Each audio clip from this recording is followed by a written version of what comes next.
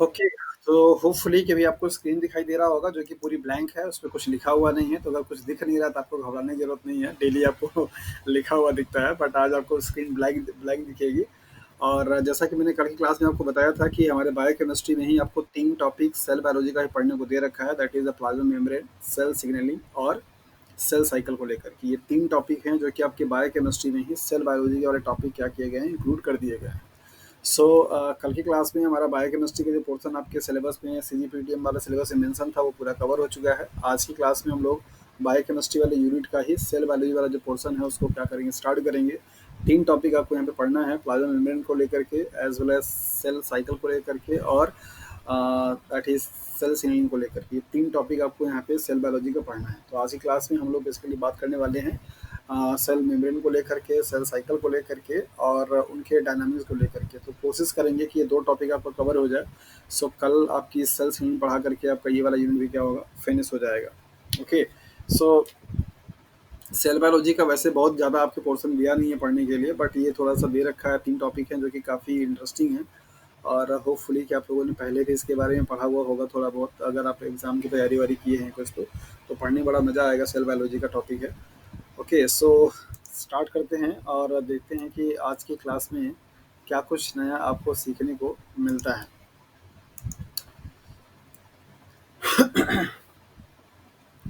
Okay, सो यहाँ पे हम लोग सेल के बारे में डिस्कस नहीं कर रहे हैं। सेल के बारे में ऑलरेडी आपके पास आइडिया है कि सेल हमारा क्या है। बेसिकली यूनिट है, बेसिक फंक्शनल स्ट्रक्चर यूनिट मानी जाती है। 2 टाइप के सेल्स हैं या 2 सेल के टाइप के बेसिस पे क्लासेस किए गए हैं, दैट इज यूकैरियोटिक और प्रोकैरियोटिक। यहाँ पे डायरेक्टली हम लोग टॉपिक पर आएंगे। जो टॉपिक आपके सिलेबस में दे रखा है that is the plasma membrane. Membrane को लेकर के टाइम टू टाइम पे कई सारे क्या है मॉडल दिए गए हैं और उन मॉडल की अपनी अपनी क्या थी, अलग अलग थियरी थी, उनके अलग अलग फीचर्स थे और उनको लेकर के टाइम टू टाइम पे क्या हो गया, मिसकॉन्सेप्शंस बनता रहा कि नहीं ऐसा नहीं ऐसा होता है, ऐसा नहीं ऐसा होता है। जैसे जैसे एडवांस चीज़ें डिस्कवरी होती चली गई वैसे वैसे पुराने वाली थ्योरी क्या हो गई, डिसप्रूफ होती चली गई। तो उसी ऑर्डर में बेसिकली हम लोग यहाँ पे देखेंगे कुछ कुछ जो इम्पोर्टेंट आपके मॉडल हैं मेम्ब्रेन को लेकर के, उनके बारे में यहाँ पे शॉर्ट में समरी की गई है। आपको जो डिटेल में पढ़ना होगा दैट इज द सिंगल इनोकोन्सल का, जिसको क्या बोलते हैं, that is fluid mosaic model. तो फ्लूइड मोज़ेक मॉडल के बारे में हम लोग डिटेल में पढ़ेंगे। बाकी सबको हम लोग यहाँ पे ऑनलाइन में क्या करेंगे, कवर करने की कोशिश करेंगे, इनका क्या मीन हो जाता है। ओके, सो मेम्ब्रेन जैसा कि आप लोग जानते हैं कि बेसिकली आपका फॉस्फोलिपिड और प्रोटीन्स और कार्बोहाइड्रेट से मिलकर के बनने वाला एक मॉलिक्यूल है और मेम्ब्रेन की वजह से सेल की इंटीग्रिटी क्या होती है, बनी हुई रहती है। इसके बारे में हम लोग आगे देखेंगे, बट यहाँ पे पहले हम लोग देखते हैं दैट इज द मॉडल के बारे में कि मेम्ब्रेन को लेकर के कौन कौन से मॉडल दिए गए। नंबर पहला यहाँ पे दे रखा है दैट इज ओवल्टन मॉडल और इस मॉडल के अकॉर्डिंगली आपको बताया जाता है कि cell membranes are composed of a lipid domains diffuses of gas ions are not inter in the cell. बताया जा रहा है कि जो मेम्ब्रेन होती है वो किसकी मिलकर बनी होती है, लिपिड डोमेन का बना हुआ होता है और उस लिपिड मॉलिक्यूल के थ्रू गैसियस मॉलिक्यूल क्या कर सकते हैं, डिफ्यूज कर सकते हैं। लेकिन आयंस जो होंगे मीन्स केटायंस एनायंस होंगे, उनकी एंट्री अलाउ नहीं करता है सेल के अंदर में जाने के लिए। वाटन मॉडल बहुत ही पहले दिया गया था जब हमारे पास बहुत सारे सेल बायोलॉजी के जो टेक्निक्स हैं, टूल्स हैं, इंस्ट्रूमेंट है वो डिस्कवरी नहीं हुई थी।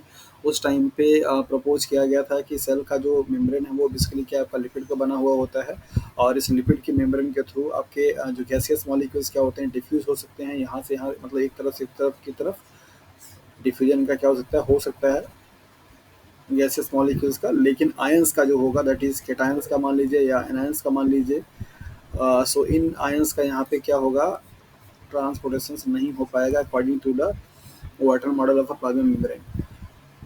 उसके बाद है नेक्स्ट आपका that is the Gorter and Grendel model और इस मॉडल के अकॉर्डिंगली आपको बताया जाता है कि लिपिड बाई लेयर कॉन्सेप्ट इन्होंने ही दिया था कि मेम्ब्रेन जो होती है वो सिंगल लेयर ना होकर के 2 लेयर की बनी हुई होती है, मतलब कि लिपिड बाई लेयर होती है, लिपिड की 2 लेयर मिलकर के एक लेयर बनाती है किसका दैट इज द मेम्ब्रेन का।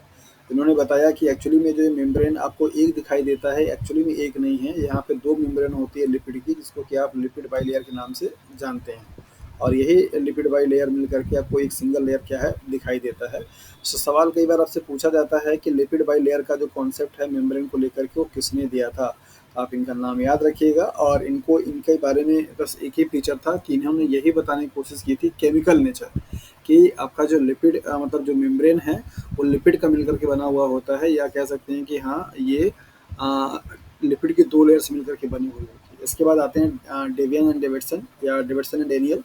सो डेनियल और डेविडसन ने ये मॉडल दिया that is a sandwich model, और इनके अकॉर्डिंगली बताया गया कि जिस तरीके से सैंडविच में आपका ऊपर क्या होता है ब्रेड का वो होता है, और नीचे भी क्या होता है ब्रेड का बेस होता है, बीच में पूरी क्या होती है स्टफिंग की जाती है आपके मटेरियल से खाने पीने के लिए। तो वैसे ही उन्होंने कंपेयर किया कि आपका जो मेम्ब्रेन होता है वो कैसा होता है, ट्राई लेमिनार होती है, मतलब 3 लेयर की मिलकर बनी होती है, ऊपर नीचे भी और बीच में भी। जिसमें से आपको बताया गया कि protein lipid by layer protein होती है।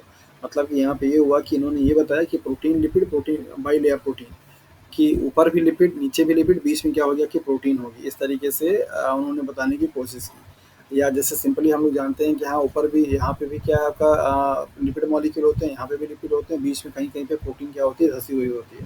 तो उन्होंने यही बताने की कोशिश की थी।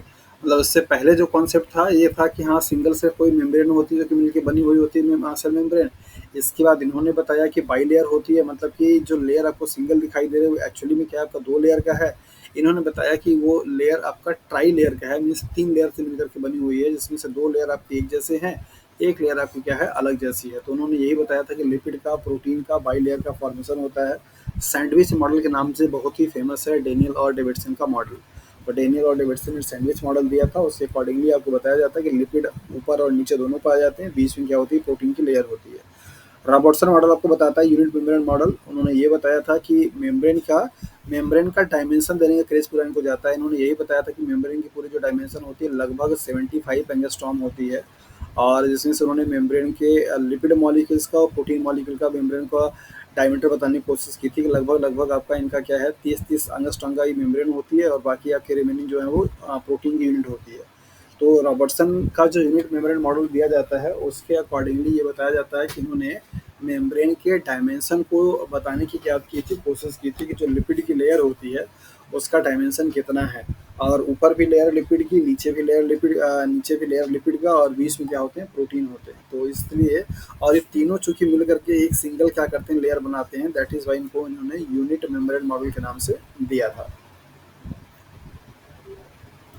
सबसे लेटेस्ट और सबसे ज़्यादा मोस्ट एक्सेप्टेड जो मॉडल है वो मॉडल है आपका that is Singer and Nicolson, जो कि अब तक हम लोग पढ़ते चले आ रहे हैं। इसके बाद कोई फर्दर मेम्ब्रेन को लेकर के मॉडिफिकेशन नहीं हुए, मेम्ब्रेन को लेकर कोई नया मॉडल नहीं आया।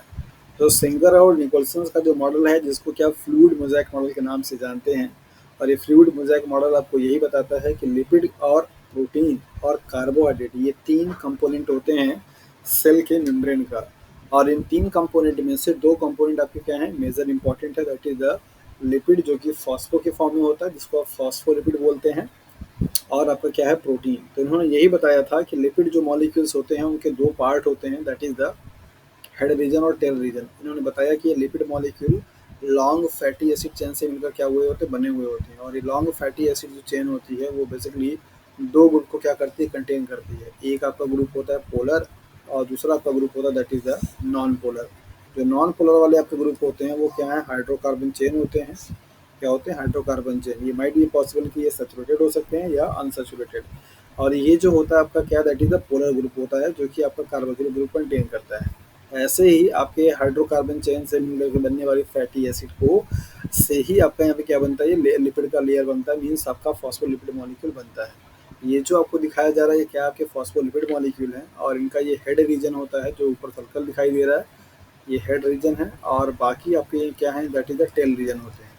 टेल रीजन चूंकि आपका किसका मिलकर बना है that is the non polar से, मीन्स हाइड्रोफोबिक पार्ट होता है, वाटर में सॉल्युबल नहीं होता। हेड रीजन चूंकि आयनाइज फॉर्म में होता है वो वाटर में क्या होगा आपका सॉल्युबल होता है।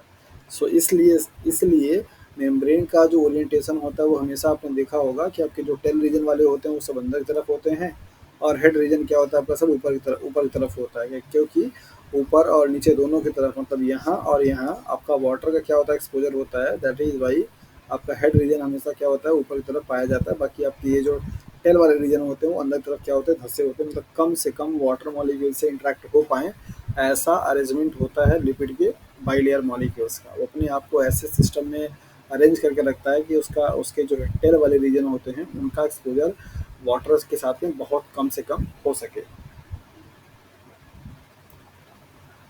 तो देखेंगे हम लोग यहाँ पे कि सिंगर और लिकोंसल का जो मॉडल है that is the fluid mosaic model, वो क्या आपको बताता है कौन कौन से कंपोनेंट्स के होते हैं, और इस तरीके से इनके मॉडल के अकॉर्डिंगली आपको यहाँ पे ये दिखाया जा रहा है लिपिड का डबल लेयर है, जहाँ पर आपको लिपिड के मॉलिक्यूल्स हैं। एक लेयर आपको ये दिख रही है और एक लेयर आपको ये दिख रही है, जिसमें आपका ये क्या है, हेड रीजन है, और ये वाली क्या है, that is a tail region है। टेल रीजन आपके कैसे होंगे, इनका नेचर कैसा होगा, दैट इज हाइड्रोफोबिक, हाइड्रोफोबिक, और इनका नेचर कैसा होगा, हाइड्रोफिलिक। ऐसा क्यों, हाइड्रोफिलिक और हाइड्रोफोबिक क्यों हुआ इनका नेचर, क्योंकि यहाँ पे आपने देखा कि ये वाले जो मॉलिक्यूल्स हैं उनके पास क्या है, कार्बोक्सिलिक ग्रुप है, और ये ग्रुप क्या होता है, चार्ज बनाता है, मीन्स आयनाइज होने वाला होता है, जबकि ये क्या आपके हाइड्रोकार्बन होते हैं, हाइड्रोकार्बन कोई भी आयनाइज नहीं होता है। यहाँ पे आपको सैंडविच मॉडल दिखाया जा रहा है। ये आपको ऊपर वाला जो लेयर, पहला वाला जो फिगर था आपको ये बता रहा था लिपिड का बाइलेयर वाला, ये आपको दिखा रहा है सैंडविच मॉडल, जो कि डेविडसन एंड डैनियल ने दिया था। यहाँ पर आपको दिखाया गया कि ये प्रोटीन के मॉलिक्यूल्स हैं, ये भी प्रोटीन के मॉलिक्यूल्स हैं, बीच में आपकी क्या पूरी लिपिड की मॉलिक्यूल है, जो कि हाइड्रोफोबिक नेचर जोन है आपका ये। सो इस तरीके से यहाँ पर आप ये फिगर देख सकते हैं। इसके बाद आपको लिपिड का बाइलेयर यहाँ पे दिखाया जा रहा है, जिसमें ये दिख रहा है कि दोनों प्रोटीन के जो लेयर हैं और उन प्रोटीन का हेड वाला जो रीजन है वो हमेशा ऊपर की तरफ है, जबकि आपके टेल रीजन क्या है, आपके नीचे की तरफ है। तो इस तरीके से लिपिड मॉलिक्यूल्स का अरेंजमेंट आपको दिखाया जा रहा है मेम्ब्रेन में, और इसी तरीके से आपकी मेम्ब्रेन की क्या होती है, स्ट्रक्चर बनी हुई होती है और स्टेबिलिटी भी मेंटेन होती है। कैसे होगा मेम्ब्रेन के बारे में यहाँ पे देखिए, ये फिगर आपको फ्लूइड मोज़ेक मॉडल के बारे में सारी इन्फॉर्मेशन देता है। ध्यान से इस फिगर को समझिएगा और ध्यान से इस फिगर को पढ़ने की कोशिश कीजिएगा, क्योंकि यहाँ अगर आपने समझ अपनी बना ली तो आप काफ़ी अच्छे तरीके से समझ जाएंगे कि फ्लूइड मोज़ेक मॉडल आपको क्या बताता है। सबसे फर्स्ट ऑफ ऑल ये कि यहाँ पे फ्लूइड मोज़ेक मॉडल में अगर आप देखेंगे तो बताया जाता है कि आपका पूरा का पूरा जो मेम्ब्रेन है वो लिपिड का मिलकर के बना हुआ है, और जगह जगह पे कहीं कहीं पे क्या है, लिपिड लिपिड के उस पूरे समंदर में ऐसे प्रोटीन मॉलिक्यूल्स क्या हैं, धसे हुए हैं। जैसे आपको यहाँ पे दिखाई दे रहा है, ये जो ब्लू वाला पार्ट है ये सब क्या है, आपके प्रोटीन है। तो ये प्रोटीन मॉलिक्यूल्स क्या है, पूरा ऐसा आपका धसा हुआ है, और कहीं कहीं पे उसी प्रोटीन मॉलिक्यूल्स पे छोटे छोटे फ्रेगमेंट या छोटे छोटे मॉलिक्यूल्स आपके कार्बोहाइड्रेट के भी क्या होते हैं, अटैच्ड होते हैं। सो मेजर जो आपके कंपोनेंट, अगर केमिकल कंपोजिशन अगर आप अपनी मेम्ब्रेन का देखेंगे तो क्या निकल करके आएगा, तीन चीज निकल करके आएंगे, दैट इज द फॉस्फोलिपिड आएगा, और प्रोटीन आएगा, और कार्बोहाइड्रेट आएगा। यही तीन केमिकल कंपोनेंट मिल करके आपकी मेम्ब्रेन का क्या है, स्ट्रक्चर को बनाते हैं। और इन तीनों मॉलिक्यूल्स का किस तरीके से अरेंजमेंट है, यहाँ इस फिगर में आपको यही दिखाए जाने की कोशिश की जा रही है कि according to the fluid mosaic model, किस तरीके से आपके ये तीनों केमिकल कंपोनेंट्स आपस में क्या करते हैं, इंटरेक्ट होते हैं, कौन कौन सा वहाँ पे टाइप का बॉन्ड बनेगा, और कैसे इनकी क्या होती है, मतलब अरेंजमेंट होती है मेम्ब्रेन में। ये फिगर आपको यहाँ पे बता रहा है कि ये जो आपके लिपिड के बाइलेयर वाले मॉलिक्यूल्स होते हैं उनका ओरिएंटेशन हमेशा कैसे रहेगा, इस तरीके से कि जो आपके सॉल्युबल वाले पार्ट हैं वो हमेशा क्या रहेंगे, वाटर से एक्सपोज होते रहेंगे। जैसे येलो वाला जो आपको सर्कल दिखाई दे रहा है,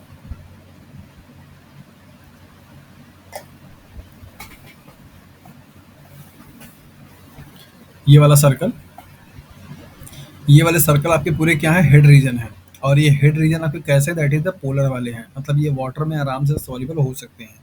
ये जो हल्का ब्लैक आपको दिखाई दे रहा है, ये रीजन आपके क्या है, टेल वाले हैं, और टेल वाले रीजन बेसिकली क्या होते हैं, दैट इज द वाटर में इनसॉल्युबल होते हैं, मतलब हाइड्रोफोबिक नेचर के होते हैं। तो इसलिए लिपिड अपने आप को एक्वस सॉल्यूशन में ऐसे अरेंज करता है कि उसका मैक्सिमम जो हाइड्रोफोबिक वाला पार्ट है वो वाटर के क्या है, कांटेक्ट में ना आ सके, और जो हाइड्रोफिलिक वाला पार्ट है वो आपके वाटर के क्या हो, कांटेक्ट में हो।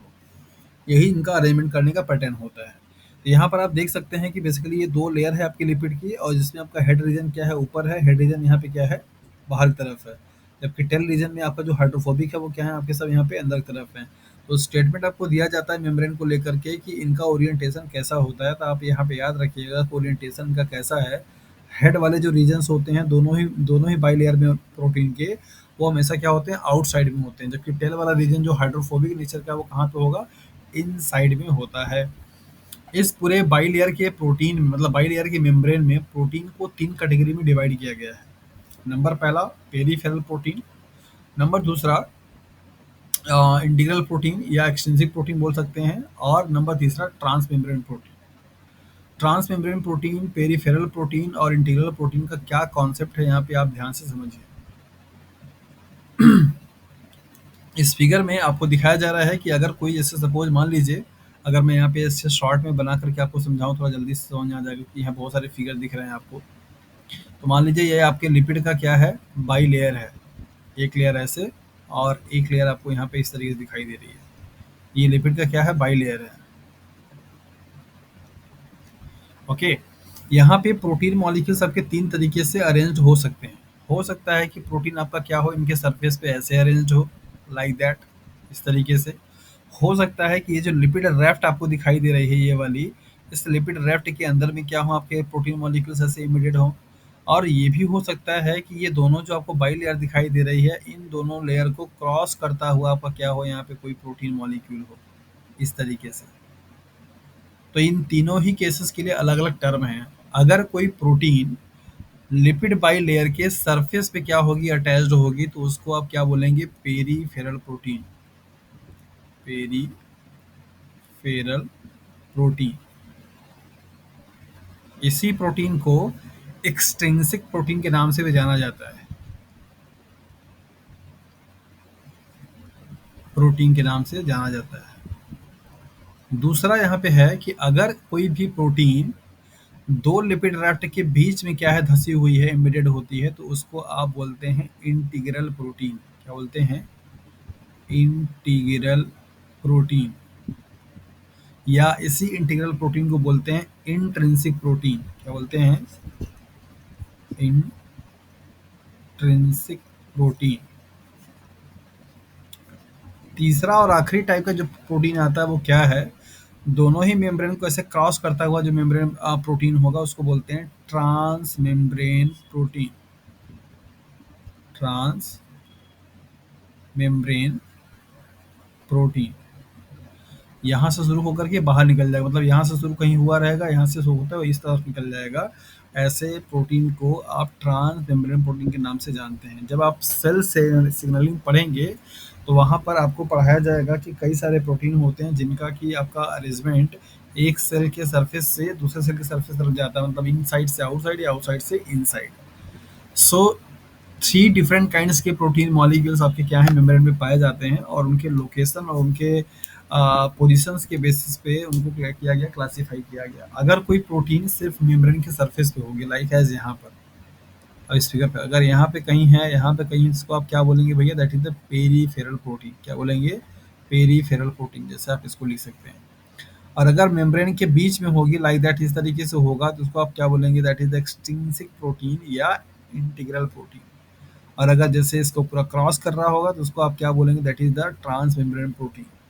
सो transmembrane protein basically integral protein का ही मॉडिफाइड वर्जन होता है। यहाँ पर आपको दिखाया जा रहा है कि कुछ आपके रिसेप्टर मॉलिक्यूल्स होते हैं जो कि अल्फा हेलिक्स के फॉर्म में होते हैं, मेम्ब्रेन को ऐसे क्या करते हैं, क्रॉस कर जाते हैं।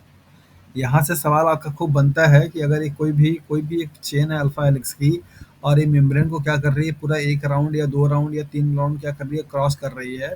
और तो आपको बताना होगा कि इस वाले अल्फा चेन की लेंथ कितनी होगी, कितना नंबर ऑफ आपके अमाइनो एसिड्स होंगे, और कितनी ये हेलिक्स होगी। ये सारी सब कुछ सवाल आपसे यहाँ से पूछे जाते हैं, उनको हम लोग बाद में देखेंगे। लेकिन पहले अभी आपको समझना होगा यहाँ पे ये जो आपका फ्लूइड मोज़ेक मॉडल की जो प्रोटीन है वो क्या आपकी बताती है।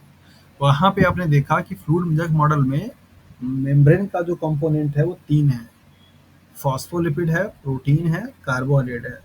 फॉस्फोलिपिड बेसिकली आपका क्या है, मेजर कंपोनेंट में आता है, जिनके दो लेयर होते हैं, और दोनों लेयर में लिपिड का जो आपका हेड रीजन होता है वो आउटर साइड में होगा, जबकि टेल रीजन जो होगा वो क्या होगा, आपका इनर साइड में सेचुरेटेड होता है।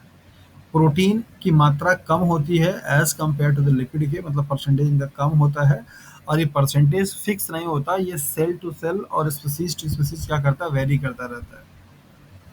ये प्रोटीन आपके तीन तरीके से हो सकते हैं, पेरीफेरल हो सकते हैं, इंटीग्रल हो सकते हैं, और ट्रांसमेम्ब्रेन हो सकते हैं। पेरीफेरल को आप एक्सट्रिंसिक प्रोटीन के नाम से जानते हैं, और इंटीग्रल प्रोटीन्स को आप इंट्रिंसिक प्रोटीन के नाम से जानते हैं, और ट्रांसमेम्ब्रेन प्रोटीन को ट्रांसमेम्ब्रेन प्रोटीन के नाम से जानते हैं। ये तीन डिफरेंट क्लासेस के क्या हैं, प्रोटीन होते हैं। इन्हीं प्रोटीन मॉलिक्यूल्स से छोटे छोटे चेन के फॉर्म में क्या होते हैं, कार्बोहाइड्रेट के मायोटीज भी क्या होते हैं, अटैच होते हैं। जो कि मेम्ब्रेन के रिकॉग्निशन में, मेम्ब्रेन से बाइंडिंग में क्या करते हैं ये लोग, हेल्प करते हैं। तो ये 3 आपके केमिकल कंपोनेंट थे जिनके बारे में आपको यहाँ पे बताया गया। तो जल्दी से अभी आप देख लीजिए कि इस स्लाइड में आपको फ्लूइड मोज़ेक मॉडल के अकॉर्डिंग जो मॉडल आपको समझाया गया उसमें कहाँ पे दिक्कत है? अगर किसी को कुछ डाउट है तो तुरंत पूछ सकता है।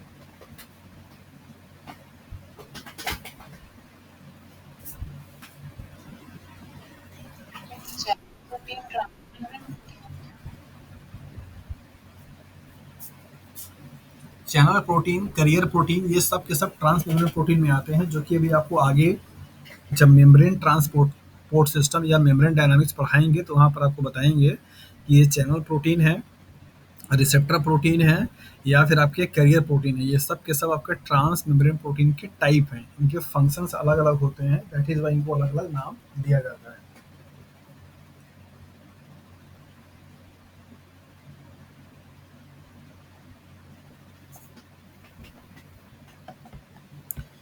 चलिए, तो आई थिंक अभी किसी कुछ डाउट नहीं है यहाँ पे। सो हम लोग आगे तरफ मूव करेंगे और समझेंगे इनको और भी डिटेल में अच्छे तरीके से। Okay, so physical nature of membrane, membrane का जो फिजिकल नेचर है वो क्या है, कौन कौन से कंपोनेंट है, क्या क्या फैक्टर इसके लिए अफेक्ट कर सकता है, तो यहाँ पर हम लोग देखेंगे। नंबर पहला है outer boundary of the cell. किसी भी सेल का, चाहे प्रोकैरियोटिक हो, यूकैरियोटिक हो, आर्किया हो, आपका जो आउटर मोस्ट सेल्स होती हैं या आउटर मोस्ट जो लेयर होती है उसको आप क्या बोलते हैं, that is the outer most. तो नहीं कह सकते, क्योंकि जिस केस में आपका सेल वॉल पाया जाएगा उस केस में आपके सेल वॉल क्या होंगे, आउटर मोस्ट हो जाएंगे। तो ये आउटर मेम्ब्रेन होती है, और सेल के सारे इंग्रेडिएंट को, मेम्ब्रेन से लेकर के उसके आयंस को लेकर के, उसके एंजाइम्स को लेकर के, उसके फ्लूइड को लेकर के, सब कुछ को इसी पेरीफेरी में बाउंड करके रखने के लिए रिस्पॉन्सिबल जो चीज़ है उसका नाम है that is the cell membrane. आप बोल सकते हैं कि सेल मेम्ब्रेन की वजह से ही कोई भी सेल्स का इंटीग्रिटी क्या है, मेंटेन है। अगर ये सेल मेम्ब्रेन कहीं से रप्चर हो जाए, कहीं से फट जाए या टूट जाए, तो इसके अंदर का सारा सामान क्या करेगा, लीक कर जाएगा बाहर की तरफ। और ऐसा अगर हुआ तो उस सेल्स की जो अपनी इंडिविजुअलिटी होगी वो सब क्या होगी, आपकी लॉस हो जाएगी। Regulate the molecular trafficking. Membrane जो होता है वो बेसिकली आपका कौन सा आयंस, कौन सा मॉलिक्यूल सेल के बाहर से अंदर जाएगा या सेल के अंदर से बाहर आएगा, इस चीज का रेगुलेशन आपका पूरा का पूरा रिस्पॉन्सिबिलिटी किसकी है, दैट इज द मेम्ब्रेन पे, मतलब सेल मेम्ब्रेन मॉलिक्यूल्स पे। Selective and semi permeable in nature, मतलब इस मेम्ब्रेन के से हो करके सारे मॉलिक्यूल्स आपके पास आउट नहीं हो सकते हैं। अगर कोई मॉलिक्यूल यहाँ पे प्रेजेंट है तो इनमें से सिर्फ और सिर्फ सेलेक्टिव हो सकते हैं और सेमी हो सकते हैं। सेमी परमेबल मेम्ब्रेन की प्रॉपर्टी होती है कि बेसिकली वो अपने थ्रू या अपने से हो करके सिर्फ लिक्विड मॉलिक्यूल को ही क्या करती है, अलाउ करती है ट्रांसपोर्ट होने के लिए। ठीक है, बाकी जो सॉलिड के पार्टिकल होते हैं उनको अलाउ नहीं करता। जैसे आप लोगों ने जब ऑस्मोसिस पढ़ा, वहाँ पर आपको क्या बताया जाता है कि जब किसी भी दो कंपार्टमेंट को किसी सेलेक्टिव परमेबल मेम्ब्रेन से क्या करते हैं, सेपरेट कर देते हैं, तो वहाँ पर आपको देखने को मिलता है। तो सेलेक्टिव परमियर मेम्ब्रेन का मतलब हो जाता है कि ऐसे मॉलिक्यूल जो कि सेलेक्टिव आयंस को भी भेज सकते हैं, और सेमी परमियर का मतलब हो जाता है कि ऐसे मेम्ब्रेन जो कि सिर्फ और सिर्फ लिक्विड फ्लूइड को या सॉल्वेंट मॉलिक्यूल्स को अलाउ करें, सोल्यूट पार्टिकल को अलाउ ना करें, उनको आप बोलते हैं दैट इज द सेमी। तो दोनों टाइप की प्रॉपर्टी आपका मेम्ब्रेन शो करता है। सेलेक्टिव भी होता है, दैट मीन्स कि अलग अलग स्पेसिफिक आयंस एंड मॉलिक्यूल से ही सिर्फ ट्रांसपोर्ट हो सकते हैं। सेमी परमेबल भी होता है, मीन्स लिक्विड ही आपके क्या करेंगे, ट्रांसफर करेंगे, सॉलिड के पार्टिकल ट्रांसफर नहीं करेंगे। इलेक्ट्रिकली चार्ज्ड, ये आपका मेम्ब्रेन जो होता है वो चार्ज है एक तरीके का, मतलब इस पे चार्ज होता है। क्योंकि जब आप पढ़ेंगे नर्वस सिस्टम में तो जो न्यूरॉन्स के थ्रू नर्वस इम्पल्सेस का ट्रांसफॉर्मेशन होता रहता है, तो वहाँ पे आपके चार्ज बनते हैं। और वो जो चार्ज आपका बन रहा होता है वो सोडियम पोटेशियम और सोडियम और क्लोराइड के आयन के थ्रू के वजह से बनता है। इसको आप बोलते हैं पोलराइजेशन या पोलराइज स्टेज। तो इसके मेम्ब्रेन पे बेसिकली क्या होता है, इलेक्ट्रिकली चार्ज होते हैं ये। -70 इलेक्ट्रॉन वोल्ट का करंट हमेशा आपकी मेम्ब्रेन से क्या कर रहा होता है, फ्लो कर रहा होता है। Act as a capacitor, capacitor वो होते हैं जो कि आपके मतलब इलेक्ट्रॉनिक डिवाइसेस में लगते हैं, और उनके पास इलेक्ट्रिसिटी को या करंट को स्टोर करने की क्या होती है, क्षमता होती है। तो ऐसे ही आपके सेल्स के मेम्ब्रेन के पास भी इलेक्ट्रिकल पोटेंशियल को स्टोर करने की क्या है क्षमता है, और वही इलेक्ट्रिकल पोटेंशियल मेम्ब्रेन में एक जगह से दूसरी जगह इंफॉर्मेशन को ट्रांसमिट करने में क्या करती है, हेल्प करती है नर्वस सिस्टम की प्रोसेस में। जैसे अगर मान लीजिए आपकी पूरी ये बॉडी है और इस बॉडी में कहीं पे भी अगर आपको कहीं छोटा सा भी कोई अगर कोई चीज़ डंक करती है, इसका इन्फॉर्मेशन तुरंत होकर के आपके ब्रेन के पास जाता है कि नहीं यहाँ पे कोई चीज़ हो रही है। तो ऐसा क्यों हुआ? क्योंकि वहाँ पे इलेक्ट्रिकल इम्पल्सेस हो गए, और उन इलेक्ट्रिकल इम्पल्सेस को करने के लिए इलेक्ट्रिसिटी को स्टोर करने की प्रॉपर्टी आपके मेम्ब्रेन के पास पाई जाती है। केमिकल नेचर, फिजिकल नेचर आपने क्या क्या देखा कि आउटर बाउंड्री होती है, ट्रैफिक का रेगुलेशन करता है, मॉलिक्यूल्स का सेलेक्टिव सेमी का नेचर होता है, इलेक्ट्रिकली चार्ज होता है और कैपेसिटर जैसा काम करता है। केमिकल नेचर क्या है इसका? यहाँ पे chemically lipid, protein and carbohydrate, तीन टाइप के केमिकल से मिलकर के बेसिकली आपका क्या है, ये मेम्ब्रेन बना हुआ होता है, चाहे कोई सा भी हो। लिपिड यहाँ पे जो होंगे आपके कैसे होंगे, दैट इज फॉस्फोलिपिड होंगे, हाईएस्ट अमाउंट में, मैक्सिमम अबंडेंट अगर आपका कोई लिपिड है तो वो क्या है, दैट इज द फॉस्फोलिपिड किसी भी मेम्ब्रेन में, चाहे वो कोई भी मेम्ब्रेन हो। ग्लाइकोलिपिड के फॉर्म में पाए जाते हैं, जहाँ पे आप फॉस्फोलिपिड का मतलब कि जहाँ पे लिपिड होगा प्लस वहाँ पे फॉस्फेट आयन होंगे। ग्लाइकोलिपिड का मतलब कि जहाँ पे आपका क्या होगा, दैट इज लिपिड होगा और वहाँ पे ग्लूकोज के मॉलिक्यूल्स होंगे। स्टेरॉल, जिसके बारे में आप लोग जानते हैं कि एक तरीके का स्टेरॉयड हार्मोन्स की कैटेगरी में जो आने वाले हार्मोन्स होते हैं उनके सबके क्या होते हैं, प्रिकर्सर्स होते हैं, और ये स्टेरॉल जो होता है प्रोकैरियोटिक सेल्स में क्या होता है, एब्सेंट होता है। प्रोटीन्स बेसिकली यहाँ पे आपको दिखाया जा रहा है कि इंट्रिंसिक प्रोटीन या इंटीग्रल प्रोटीन, और इन प्रोटीन्स में protein hydrophobic interactions, protein molecules का हाइड्रोफोबिक इंटरेक्शंस होता है। इनके जो भी आपके कह सकते हैं कि लिपिड वाले मॉलिक्यूल होते हैं, तो लिपिड से प्रोटीन का जो इंटरेक्शंस होगा इनके बीच में कैसा होगा, that is the hydrophobic in nature. तो आपने यहाँ पे फिगर में देखा था क्या, ये जो आपके लिपिड राफ्ट मॉलिक्यूल होते हैं, उन लिपिड राफ्ट के मॉलिक्यूल्स के बीच में आपका मेम्ब्रेन प्रोटीन्स पाई जाती है, जिसको कि आप इंटीग्रल प्रोटीन के नाम से जानते हैं।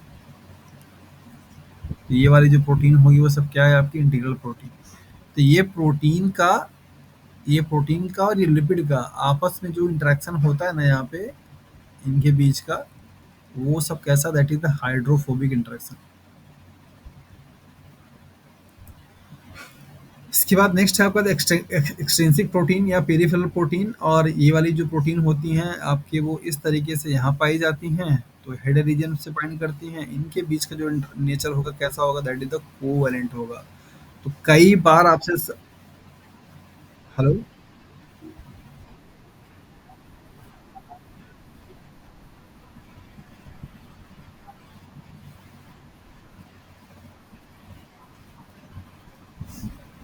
मेम्ब्रेन को, एक सेकंड, एक एक एक एक सेकंड या अमित, एक सेकंड खाएंगे। हाँ पूछिए, अभी क्या पूछ रहे थे आप? लिविंग सेल्स के और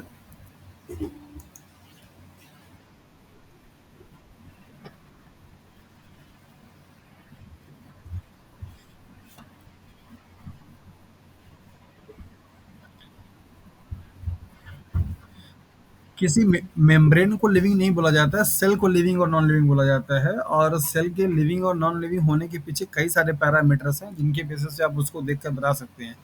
मेम्ब्रेन एक केमिकल कंपोनेंट है, मतलब केमिकल है, उसमें लिविंग और नॉन लिविंग वाला कॉन्सेप्ट नहीं है। हाँ वहाँ पे प्रोसेस होते रहते हैं, जैसे मेम्ब्रेन का सबसे यूनिक जो फीचर्स है वो क्या है, ऑटो रिसीलिंग की, मतलब अगर जरूरत पड़ने पर ये मेम्ब्रेन क्या होती है, ऐसे प्रोट्रूड हो जाती है, टूटती है और फिर से आपस में क्या होता है, रीसेल हो जाता है। तो रीसेलिंग करने की मतलब खुद से ज्वाइन करके अपने मेम्ब्रेन को बनाए रखने की जो प्रॉपर्टी है वो लिविंग की होती है। अगर लिविंग सेल्स नहीं होगा तो अगर एक बार सेल आपकी रैप्चर होगी ना, तो वो रैप्चर होकर फिर रीसेल नहीं कर पाएगी, मतलब रीसेलिंग नहीं हो पाएगा उसमें।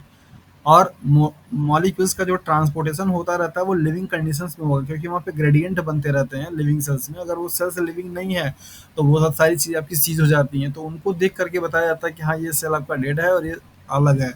लेकिन मेम्ब्रेन कोई आपकी लिविंग नहीं होगी, और वो सेल लिविंग होता है, उस सेल के बेसिस पे आप बोलते हैं कि हाँ ये लिविंग है, मतलब सेल में एक्टिविटी जो हो रही होती है। मेम्ब्रेन तो ऐसा ऐसा लिविंग और नॉन लिविंग का पार्ट नहीं है, क्योंकि वो आपका एक केमिकल नेचर है, वो आपका एक केमिकल है जो कि जिससे मिलकर के बने हुए हैं।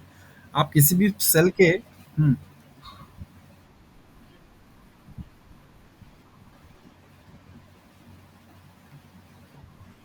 गुड। सेल वॉल को डेड बोलते हैं क्योंकि सेल वॉल में कोई फर्दर एक बार सेल वॉल आपकी पूरी सिंथेसाइज हो जाती है, जैसे मान लीजिए आपका पूरा आउटर लेयर है सेल वॉल का, और ये मान लीजिए आपका इसके अंदर का है membrane, that is the cell membrane.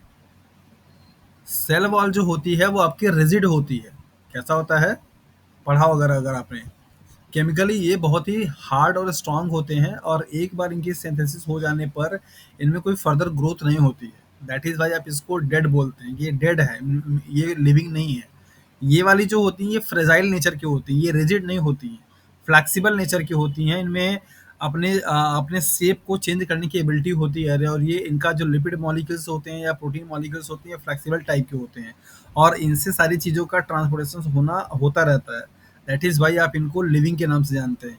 ये नॉन लिविंग इसलिए इसको बोला जाता है क्योंकि इसके पास फ्लेक्सिबिलिटी नहीं है। ये बहुत ही सॉलिड टाइप का होता है, रिजिड होता है, और आपका इसमें फर्दर कोई ग्रोथ और फर्दर कोई जैसे ज्वाइन करने का या रीसेल करने वाली जो प्रॉपर्टी होती है, वो सारी प्रॉपर्टी यहाँ पे सेल वॉल में नहीं पाई जाती। सारे सेल वॉल में नहीं, सारे सेल वॉल में नहीं, याद रखिए कि अब जब आप सेल वॉल पढ़ेंगे वहाँ पे आपको primary secondary tertiary cell wall पढ़ाया जाता है, तो उसमें आपके अलग अलग चीज़ें होती हैं, कुछ सेल वॉल आपकी लिविंग होती है, कुछ आपके नॉन लिविंग होती है।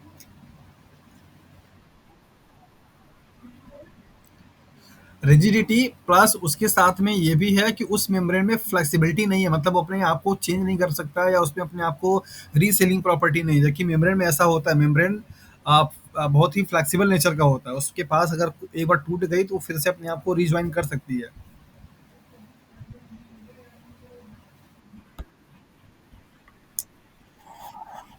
फंक्शंस करेगा, फंक्शंस के बेस पे भी है। फंक्शंस जब होना बंद हो जाएगा तो सेल्स को आप नॉन लिविंग बोलते हैं।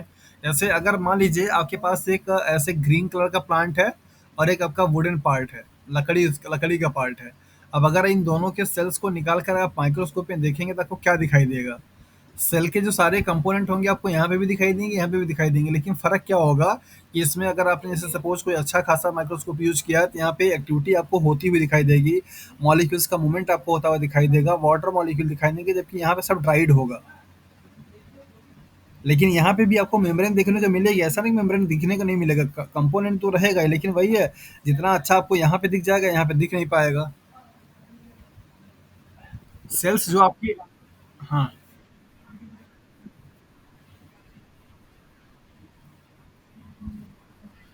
वो उस प्रोसेस को इम्बिबेशन बोलते हैं, ना कि ऑस्मोसिस। इम्बिबेशंस की वजह से जो आपके लिपिड मॉलिक्यूल्स के बीच में पोर होता है, उनके पोर की वजह से क्या करता है, पानी वाटर मॉलिक्यूल को एब्जॉर्ब कर लेता है।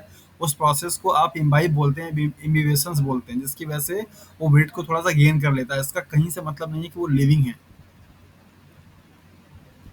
जैसे सपोज कीजिए लेदर, लेदर जो होता है आपका नॉन लिविंग हो चुका होता है ना, मतलब मसल उससे मिल के बना हुआ है, किसी के चदरे उस चमड़े से। लेकिन अगर आप उसको भी पानी में डालेंगे तो वो भी क्या करेगा, वेट को गेन करेगा। वो एब्जॉर्प्शन की प्रोसेस होती है। प्लांट के केस में आप उस प्रोसेस को इम्बिबेशन के नाम से जानते हैं। तो वुडन लकड़ी का पार्ट या जो पीस होता है, जिसमें अगर आप वाटर में डालते हैं तो वाटर को सोक सोक करता है, वो सोकिंग की प्रोसेस को आप इम्बिबेशन बोलते हैं, और वो कोई लिविंग फीचर्स की प्रॉपर्टी नहीं है। चलिए, नेक्स्ट यहाँ पे हम लोग देखेंगे, बेसिकली हम लोग बात कर रहे थे प्रोटीन्स को लेकर के। प्रोटीन्स का पहला टाइप था दैट इज द इंट्रिंसिक, जिसको कि आपने इंटीग्रल प्रोटीन बोला, और इंटीग्रल प्रोटीन का स्ट्रक्चर मैंने आपको यहाँ पे बना के दिखाया कि आपके जो लिपिड मॉलिक्यूल्स होते हैं, जिनको आप लिपिड राफ्ट बोलते हैं, इन लिपिड राफ्ट के बीच में पाए जाने वाली जो आपकी प्रोटीन मॉलिक्यूल्स होंगे, उनको आप इंटीग्रल प्रोटीन के नाम से जानते हैं। और ये इंटीग्रल प्रोटीन और लिपिड राफ्ट के बीच में होने वाले इंटरेक्शंस को आप हाइड्रोफोबिक इंटरेक्शंस के नाम से जानते हैं। ये आपको इंटरेक्शंस पे बार बार फोकस मैं इसलिए कर रहा हूँ क्योंकि इंटरेक्शंस को लेकर के सवाल आपसे पूछे जाते हैं मैचिंग कराने के लिए। साथ साथ आपको यहाँ पे बताया जा रहा है कि जो प्रोटीन्स आपके मेम्ब्रेन के सरफेस से पाई जाती हैं, जिनको कि हमने नाम दिया था that is the peripheral protein, और ये वाली जो प्रोटीन होंगी, इनके और लिपिड के हेड रीजन में पाए जाने वाले जो इंटरेक्शंस होंगे वो कैसे होंगे, कोवैलेंट होंगे। तो आप मुझे एक सवाल बताइए, अगर आपको सेल मेम्ब्रेन को रप्चर करके प्रोटीन्स को क्या करना हो, प्यूरिफाई करना हो, और प्रोटीन आपके यहाँ पे दो कैटेगरी के हैं, इंट्रिंसिक और एक्सट्रिंसिक। तो दोनों में से दो मतलब दोनों प्रोटीन में से किस प्रोटीन को आइसोलेट करना आपके लिए टिपिकल टास्क होगा और क्यों?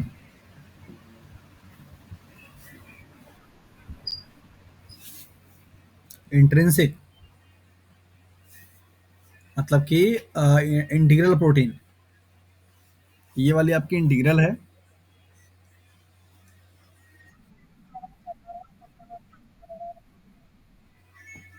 Very good.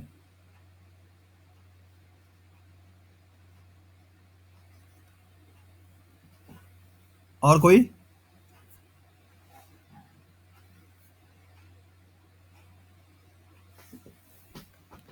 जुड़े तो काफी लोग। Okay, very good.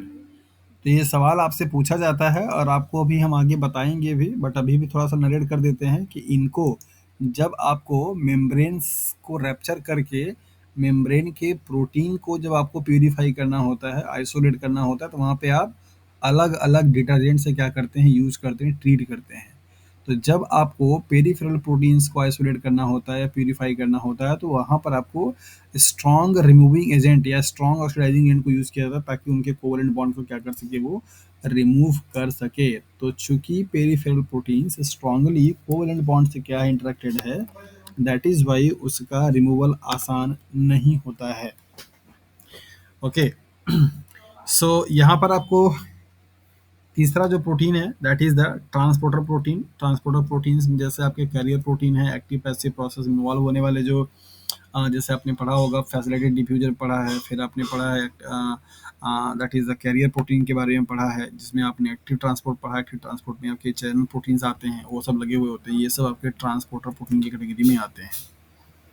Carrier protein और ये एक्टिव पैसिव प्रोसेस, फिर यूनिपोर्ट और को ट्रांसपोर्ट में दो, दैट इज एंटीपोर्ट और सिमपोर्ट। ये सब आपके ट्रांसपोर्ट के मैकेनिज्म के बेसिस पे दिए गए नाम हैं। वन बाय वन इनके बारे में हम लोग सब लोग क्या करेंगे, स्टडी करेंगे। इसके बाद यहाँ पे चैनल प्रोटीन ऑलवेज आपका क्या होगा, पैसिव होगा। इस बात को आप ध्यान दीजिए कि करियर जो प्रोटीन होगी वो हो सकता है उसके थ्रू जो प्रोटीन्स का ट्रांसपोर्टेशन किया जा रहा है या किसी मॉलिक्यूल्स का, वो प्रोसेस आपका एक्टिव भी हो सकता है, पैसिव भी हो सकता है। लेकिन चैनल प्रोटीन के थ्रू अगर किसी भी मॉलिक्यूल्स का ट्रांसपोर्टेशन किया जा रहा है तो हमेशा ऑलवेज पैसिव होगा। अब इनका होने और ना होने का फायदा नुकसान क्या है, इसको आप समझ लीजिए। पैसिव होगा इसका मतलब हमेशा यहाँ पे हाई कंसंट्रेशन से लो कंसंट्रेशन तरफ क्या होगा, आपका मूवमेंट होगा। Always passive, right. जैसे सपोज अब आपके सेल्स में जो भी ट्रांसपोर्टेशन पाए जाते हैं उनमें से कौन कौन से हैं जो कि हाई टू लो होते हैं, लाइक एज आपका simple diffuser, facilitated diffusion, right, और पैसिव डिफ्यूजन। तो ये सारे सब कुछ आपके क्या है, दैट इज द हाई से लो की तरफ जाते हैं। जबकि एक्टिव जो ट्रांसपोर्ट होता है वो आपका लो टू क्या होता है, हाई होता है। यहाँ पर आपको दिया गया कि ऑलवेज पैसिव होगा। सो इसका मतलब आपके दिमाग में ये बात आ जाना चाहिए कि आपके जो एक्टिव प्रोसेस में इन्वॉल्व होने वाले प्रोटीन होंगे वही सिर्फ आपके क्या हो सकते हैं, अब वही सिर्फ आपके चैनल प्रोटीन नहीं होंगे, बाकी सारे मॉलिक्यूल्स आपके चैनल प्रोटीन हो सकते हैं। जबकि यहाँ पे कैरियर प्रोटीन में क्या दिया है कि ये एक्टिव भी हो सकता है, पैसिव भी हो सकता है, मतलब हाई टू लो भी जा सकता है, लो टू हाई भी कंसंट्रेशन वाले मॉलिक्यूल्स को ट्रांसपोर्ट करने में हेल्प कर सकता है। ओके। सो यहाँ पर हम लोग देखेंगे और आपको यहाँ पे पैसिव ट्रांसपोर्ट के बारे में पहले बताया जा रहा है। तो पैसिव ट्रांसपोर्ट का मतलब होता है सिंपली जहाँ पे कोई भी नो एटीपी रिक्वायर्ड, कोई भी एटीपी मॉलिक्यूल्स का रिक्वायरमेंट नहीं होता है।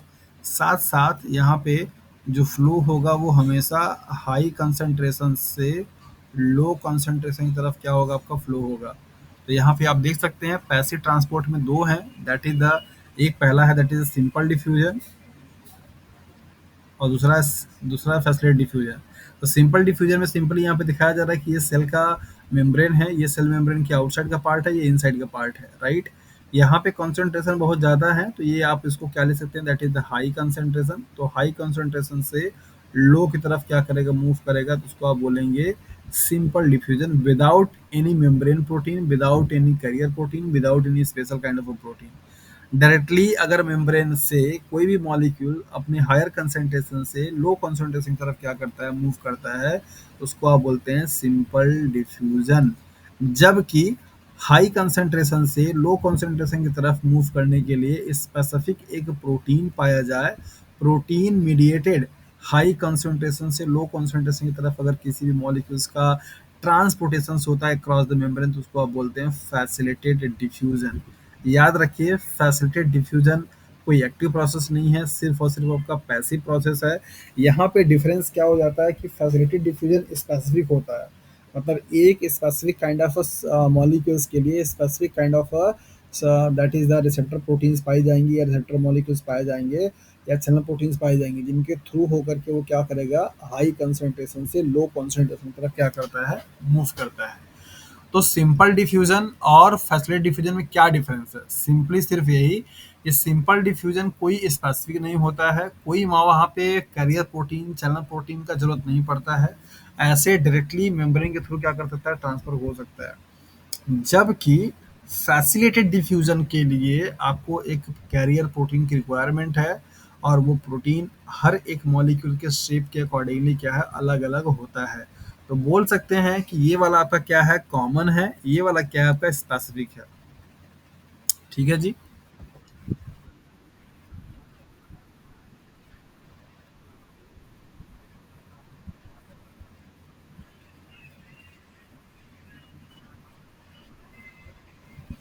हाँ, ये बोल सकते हैं कि फैसिलिटेटेड डिफ्यूजन के लिए एक मीडिएटर है जिसका नाम है चैनल प्रोटीन या कैरियर प्रोटीन, उसके थ्रू ही फैसिलिटी ये मिल पाएगी, मतलब ट्रांसपोर्टेशन की।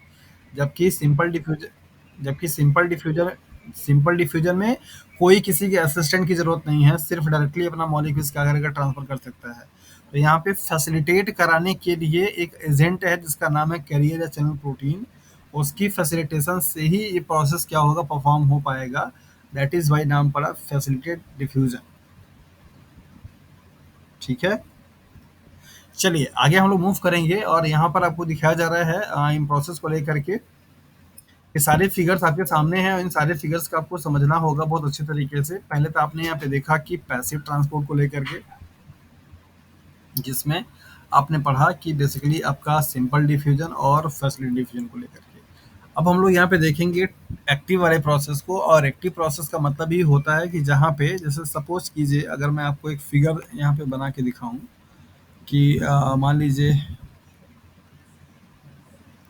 सपोज कीजिए कि ऐसे एक इंक्लाइन का प्रोसेस है, आप यहाँ पे हैं और आपको यहाँ से यहाँ की तरफ क्या करना है, मूव करना है, और एक लड़का आपका यहाँ पे है, उसको यहाँ से यहाँ की तरफ क्या करना है, मूव करना है। आप मान लीजिए साइकिल से हैं, राइट। सो डेफिनेटली आपको यहाँ से यहाँ जाने के लिए क्या करना पड़ेगा, एनर्जी लगाना पड़ेगा।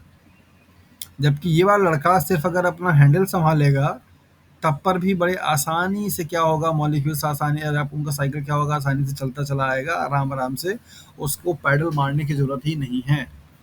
तो ये क्या है, हाई कंसंट्रेशन है। तो हाई से लो की तरफ जाने के लिए आपको कोई एफर्ट लगाने की जरूरत नहीं होती, जबकि लो से हाई की तरफ जाने में आपको अपने एफर्ट्स लगाने की जरूरत पड़ती है। तो वही एफर्ट्स क्या है, एटीपी है, मीन्स एनर्जी है। और जब एनर्जी के फॉर्म में एटीपी यूटिलाइज होना शुरू हो जाए किसी प्रोसेस में, उस प्रोसेस को आप एक्टिव ट्रांसपोर्ट के नाम से जानते हैं। और एक्टिव ट्रांसपोर्ट सिस्टम में जहाँ कहीं पे भी सोलूट पार्टिकल का या जिस किसी भी आयंस का मॉलिक्यूल्स का ट्रांसपोर्टेशन होना है, उसका कॉन्सेंट्रेशन क्या होगा, लो से हाई तरफ क्या करता है, वो मूव करता है। ऐसा कराने के लिए वहाँ पे एटीपी मॉलिक्यूल्स क्या होते हैं, खर्च होते हैं, और इसलिए आप इसको एक्टिव प्रोसेस के नाम से जानते हैं।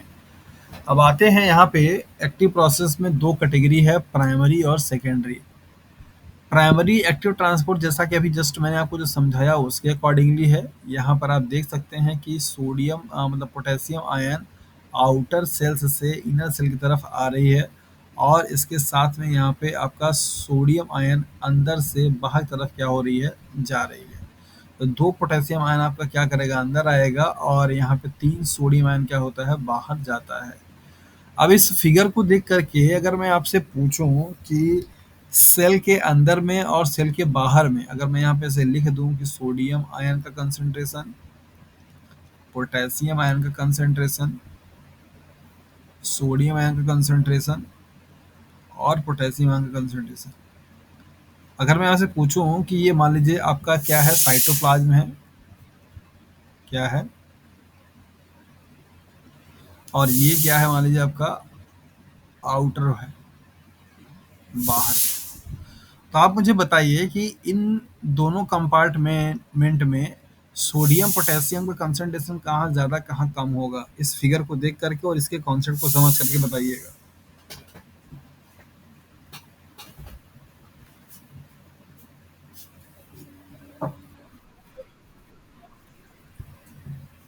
अच्छा। और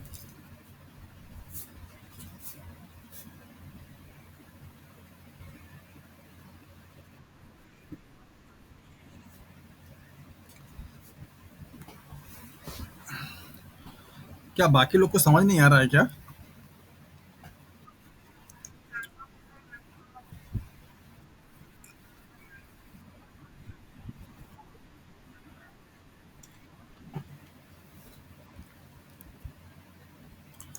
ओके,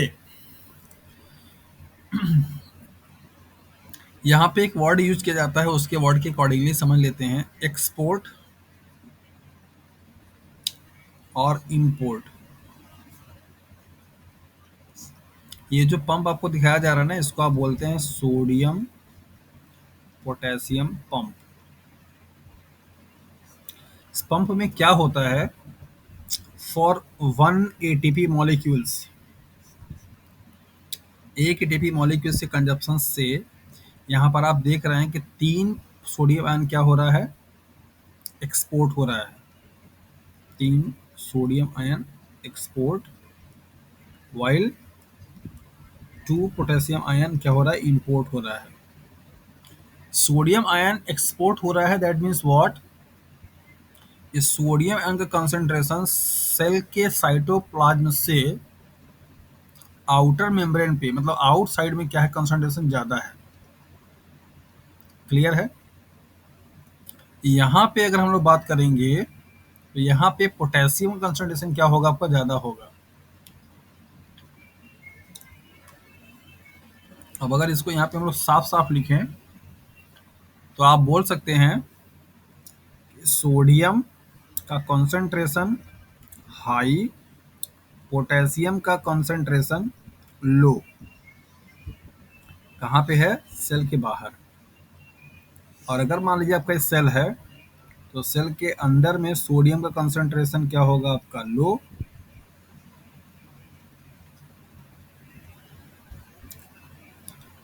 ये क्लियर हुआ? ओके।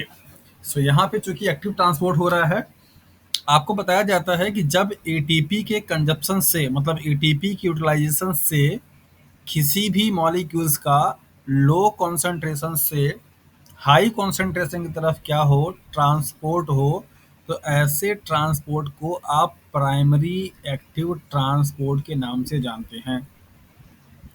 प्राइमरी एक्टिव ट्रांसपोर्ट की वजह से जिस किसी मॉलिक्यूल्स का ट्रांसपोर्टेशन हो रहा होता है, लाइक जैसे यहाँ पे सोडियम की बात करें या पोटेशियम की बात करें, तो इस आयंस के इकट्ठा होने से ग्रेडियंट बन जाता है, जिसको कि आप बोलते हैं आयन ग्रेडियंट। और ये आयन ग्रेडियंट एक पोटेंशियल जनरेट करता है, और उस पोटेंशियल एनर्जी को यूज करके दूसरा मॉलिक्यूल्स क्या होता है, ट्रांसपोर्ट होना शुरू हो जाता है। उसी इस एनर्जी को यूज करके, तो उसको आप बोलते हैं secondary active transport. Secondary active transport में डायरेक्टली आपका कोई एटीपी मॉलिक्यूल का खर्च नहीं होता है। प्राइमरी एक्टिव ट्रांसपोर्ट से ट्रांसपोर्ट हुए आयंस के पोटेंशियल ग्रेडियंट से या ग्रेडियंट पोटेंशियल से जो एनर्जी इमिट आउट होती है, उसी एनर्जी को यूटिलाइज करके दूसरे मॉलिक्यूल्स का क्या होता है, दैट इज ट्रांसपोर्टेशन होना शुरू हो जाता है। तो उसको आप बोलते हैं that is the secondary active transport. Clear है?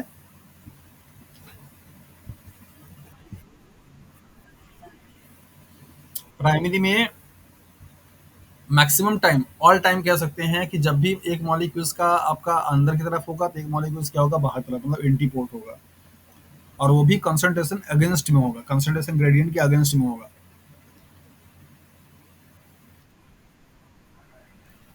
हमेशा विदाउट एटीपी के यूज किए हुए वो प्रोसेस हो नहीं सकती है।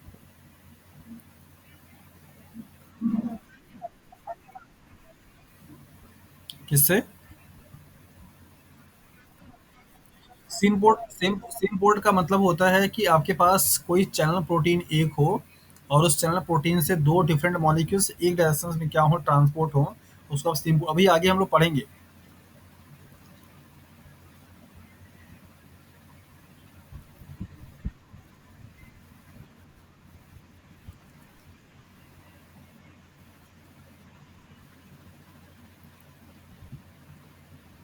मतलब क्या?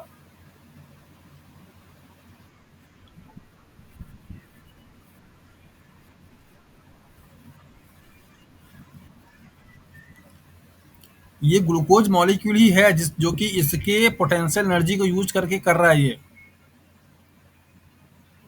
मतलब इनका जो ग्रेडियंट बनेगा, जैसे कल की क्लास में आपने पढ़ा था कि H प्लस आयन के इकट्ठा होने से पोटेंशियल जनरेट हो जाती है। आयंस का कंसंट्रेशन बढ़ने से वहां पे आयन ग्रेडियंट बनता है और उस आयन ग्रेडियंट से एक एनर्जी इमिट आउट होती है, जो एनर्जी इस दूसरे वाले मॉलिक्यूल्स के ट्रांसपोर्ट में क्या करता है, हेल्प करता है। उसी को आप बोलते हैं सेकेंडरी एक्टिव ट्रांसपोर्ट।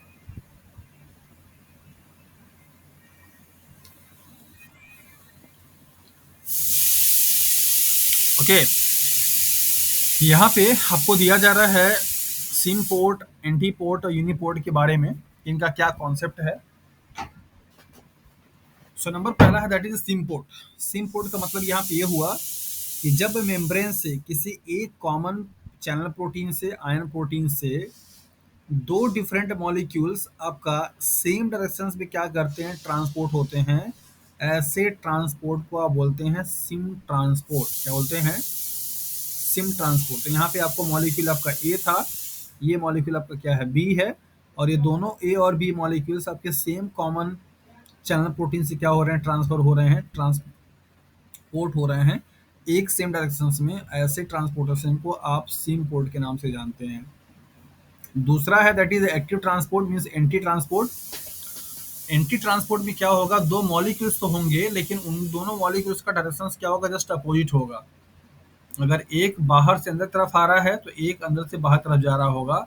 ऐसे टाइप के ट्रांसपोर्ट को एंटी ट्रांसपोर्ट नाम से जानते हैं।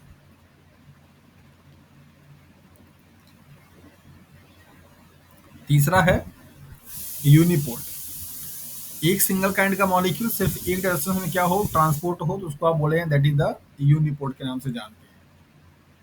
तो uniport, antiport, symport, facilitated diffusion और diffusion, secondary transport, active transport और प्राइमरी एक्टिव ट्रांसपोर्ट, ये सारे जो कॉन्सेप्ट आपको यहाँ पे आपके स्क्रीन पे दिखाई दे रहे हैं, अच्छे से समझ लीजिए। कहीं पे भी कुछ भी अगर आपको डाउट हो तो आप उसको पूछ लीजिए।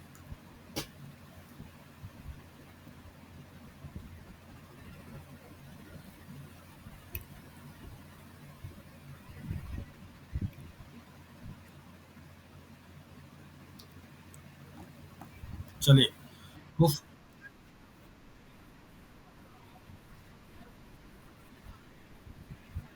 हम्म,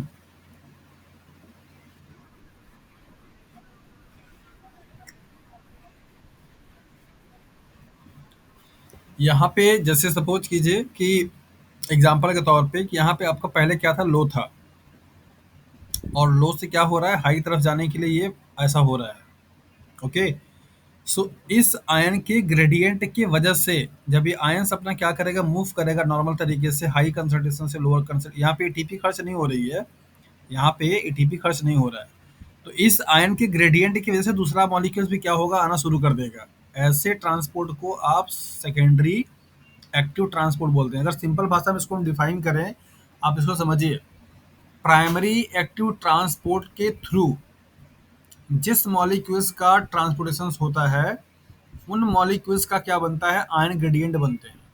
और उन आयन ग्रेडियंट से जो एनर्जी आपकी निकल रही है उस एनर्जी की वजह से दूसरा मॉलिक्यूल्स का क्या हो, ट्रांसपोर्टेशन होना शुरू हो जाए, तो उसको आप सेकेंडरी एक्टिव ट्रांसपोर्ट के नाम से जानते हैं। ठीक है जी, चलिए आगे हम लोग मूव करेंगे। नहीं, ये आपको पढ़ना नहीं है,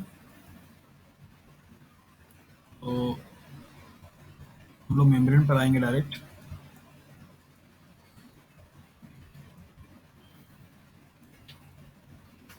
आपको कुछ इन्फॉर्मेशन इनको देख लीजिए, क्योंकि कभी कभी आपसे पूछा जाता है सिंगल मेम्ब्रेन वाले और डबल मेम्ब्रेन वाले और विदाउट मेम्ब्रेन वाले कौन कौन से ऑर्गेन्स होते हैं।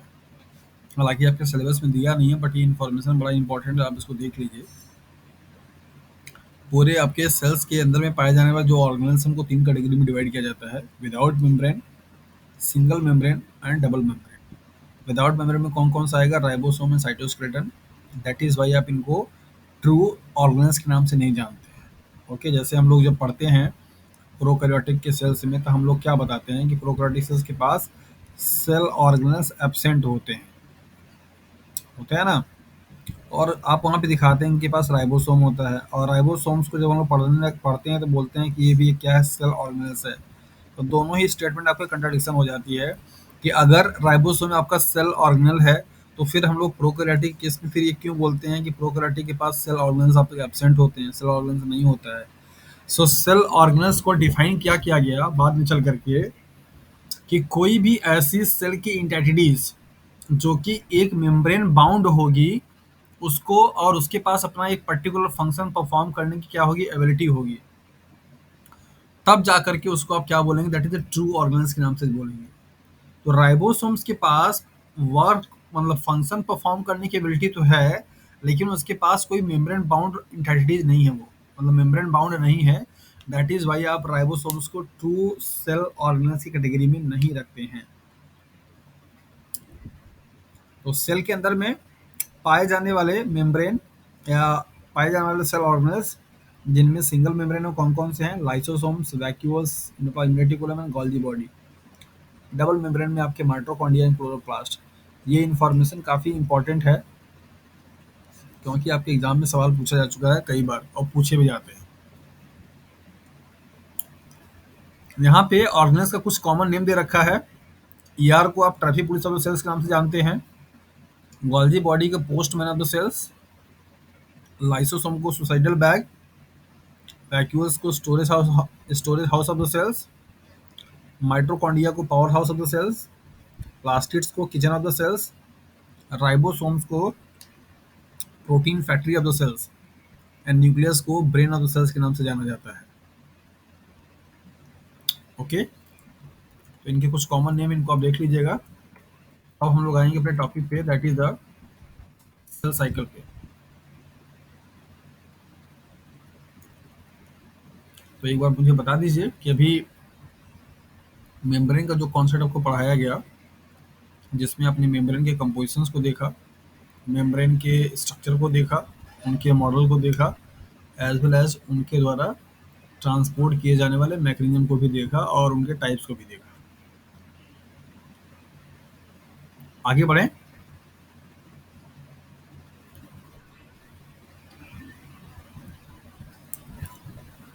ओके, सेल साइकिल को सिंपली हम लोग डिफाइन कर सकते हैं कि एक इमेजिनरी ड्रॉ की हुई एक ऐसा साइकिल जिसमें किसी एक सेल्स के ओरिजिन से लेकर के उसके सेल के पूरे डिवाइड करने की प्रोसेस को एक ग्राफिकल फॉर्म में क्या किया गया? रिप्रेजेंट किया गया। हर एक इवेंट को, ऐसे इवेंट के ग्राफिकल रिप्रेजेंटेशंस को सेल साइकिल के नाम से जाना जाता है। Cell cycle can be defined as what? That is the entire journey of a cells to become a double cells is known as the cell cycle. एक cell का वो पूरी की पूरी जर्नी, वो पूरा का पूरा प्रोसेस, जहाँ पे एक सेल्स से मैच्योर होकर के डिवाइड होकर के फाइनली दो सेल्स आपकी जब बना लेती है, उस पूरे प्रोसेस को ग्राफिकल फॉर्म में रिप्रेजेंट करने के तरीके को आप सेल साइकिल के नाम से जानते हैं। सो ग्राफिकली क्या रिप्रेजेंट किया जाता है कि किसी भी सेल साइकिल में आपके कुछ फेजेस होते हैं और उनमें अलग अलग क्या होते हैं? प्रोसेस होते हैं। जैसे आपको बताया जाता है कि पहले पूरे सेल साइकिल को दो कैटेगरी में डिवाइड किया गया, दैट इज द इंटरफेज और एम फेज। एम फेज जो होता है वो एक्चुअल डिवीजन फेज होता है, जहाँ पे आपका सेल का क्या हो रहा होता है, डिवीजन होता है। इंटरफेज बेसिकली प्रिपरेटरी फेज की कैटेगरी में आता है, जहाँ पे सेल्स अपने आप को प्रिपेयर करता है सेल में डिवाइड होने के लिए। इंटरफेज को फर्दर तीन कैटेगरी में डिवाइड किया गया, gap phase, synthesis phase, again gap phase. M phase को दो कैटेगरी में डिवाइड किया जाता है, माइटोसिस एंड साइटोकाइनेसिस। माइटोसिस जहाँ पे आपका पूरा का पूरा डिवीजन हो रहा होता है, और उसके बाद आपका क्या होता है, साइटोकाइनेसिस। तो आप इसको कैरियोकाइनेसिस के नाम से भी जानते हैं। कैरियोकाइनेसिस का मतलब, हाँ जी, गुड। कैरियोकाइनेसिस का मतलब कि न्यूक्लियस का डिवीजन, और साइटोकाइनेसिस का मतलब साइटोप्लाज्म का डिवीजन। तो पहले न्यूक्लियस का डिवीजन होगा, एक न्यूक्लियस से आपके दो न्यूक्लियस का फॉर्मेशन होगा, देन उसके बाद क्या होगा, आपका साइटोप्लाज्म का डिवीजन होगा। माइटोसिस को यहाँ पे फेजेस में डिवाइड किया गया, prophase, metaphase, prometaphase, metaphase, anaphase and telophase. ऐसे चार स्टेज ही होते हैं, prophase, metaphase, anaphase and telophase. इन चारों फेजेस से होकर के सेल क्या करती है, डिवाइड हो जाती है, मतलब कि उसका न्यूक्लियस का जो कंटेंट होंगे वो डबल हो जाते हैं। उसके बाद क्या होगा, आपका डिपेंड करेगा कौन सा टाइप का सेल है। अगर बैक्टीरियल सेल्स है तो वहाँ पे साइटोकाइनेसिस की प्रोसेस अलग होगी, एनिमल सेल्स है तो उसका प्रोसेस अलग होगा, प्लांट सेल्स का प्रोसेस क्या होगा, अलग होगा। तो cell cycle basically living system में पाया जाने वाला एक ऐसा प्रोसेस है, जिस प्रोसेस के थ्रू हम ये समझ पाते हैं कि कोई भी सेल्स जब आपका पूरा उस जर्नी को ट्रेवल कर रहा है, सफर कर रहा है, तो उसमें कौन कौन से फेजेस आते हैं और कौन कौन से फेजेस का क्या क्या यूनिक फीचर्स होता है, क्या क्या मेजर इवेंट्स होते हैं, और किसका क्या क्या सिग्निफिकेंस होता है, ये सारी चीजें हम लोग सेल साइकिल में क्या है, पढ़ते हैं। यहाँ पे देख लीजिए, ये रिप्रेजेंट किया गया है आपको एक ग्राफ के हेल्प से, एक फिगर के हेल्प से, पूरा का पूरा प्रोसेस। थोड़ा सा उल्टा आपको दिख कर लगेगा, यहाँ से लेकर के पूरा ये जीवन, और इसके बाद एस, फिर इसके बाद पूरा ये G2, इस पूरे फेज को आप इंटरफेज के नाम से जानते हैं। और यहाँ से लेकर के यहाँ तक के फेज को बेसिकली आप क्या बोलते हैं, that is the M phase. M का मतलब माइटोटिक, इसमें आपका क्या है, माइटोसिस है, फिर साइटोकाइनेसिस है, वही चीज जो कि आपको यहाँ पे लिखा गया। जीवन फेज जिसका नाम है gap one phase, DNA synthesis phase जिसका नाम है एस फेज, और G2 फेज जिसका नाम है that is the gap two phase. Cell अपने आप को डिवीजन में पार्टिसिपेट करने से पहले कुछ प्रोसेस से क्या होती होके गुजरती है। नंबर पहला, इस जीवन फेज में वो सारे काम होते हैं जिस काम की वजह से आपका अब डीएनए रेप्लिकेशन की प्रोसेस क्या होगी, स्टार्ट हो जाएगी। चूंकि डीएनए का कंटेंट आपको डबल करना है, क्योंकि आपका सेल्स क्या हो रहा है, डबल होने जा रहा है, तो यहाँ पे डीएनए का रेप्लिकेशन होगा, और एक डीएनए के मॉलिक्यूल्स से दो डीएनए के मॉलिक्यूल्स क्या होंगे, आपके बन जाएंगे।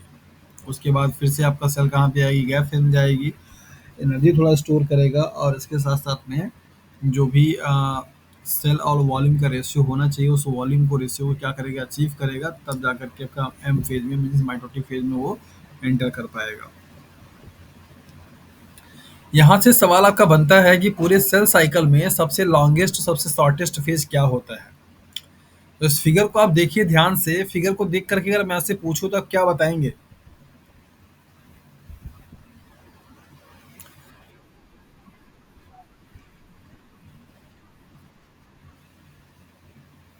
ये इंटरफेज में तीन फेजेस हैं।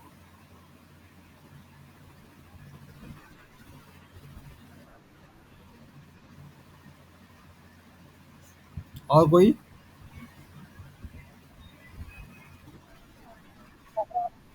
हम्म, मान लीजिए सपोज, अगर मान लीजिए कि ये एक सेल्स है जिसका कि डिवीजन टाइम 24 आवर्स है, फॉर एग्जांपल 24 घंटा में डिवाइड करता है, तो लगभग 11 से 12 घंटा कौन ले जाएगा? G1 phase. इसके बाद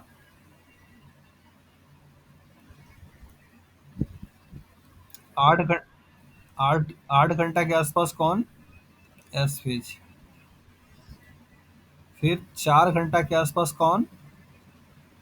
G2 फेज। और 1 घंटा के आसपास कौन? M phase. ठीक? तो 12 8 20 4 24, तो लगभग इस तरीके का क्या होता है, अनुमान रेंज माना जाता है कि किसी भी टिपिकल सेल जो कि नॉर्मली डिवाइड कर रही है, उस सेल्स के डिवीजन टाइम का मैक्सिमम जो टाइम ड्यूरेशन होता है वो जीवन फेज में ही क्या होता है, कंज्यूम हो जाता है। ऐसा लगता है कि माइटोटिक फेज में बहुत ज़्यादा प्रोसेस होती है तो वहाँ पे टाइम लगना चाहिए, लेकिन एक्चुअली में रियल नहीं है। रियल है कि आपका जीवन फेज में समय ज़्यादा लगेगा, फिर उसके बाद आपका एस फेज में, फिर G2 फेज में, देन इसके बाद आपका एम फेज में। इसलिए ये सर्कल आपको पूरा उसके हिसाब से बनाया गया है कि ताकि आसानी से आप उसको देख करके समझ पाए।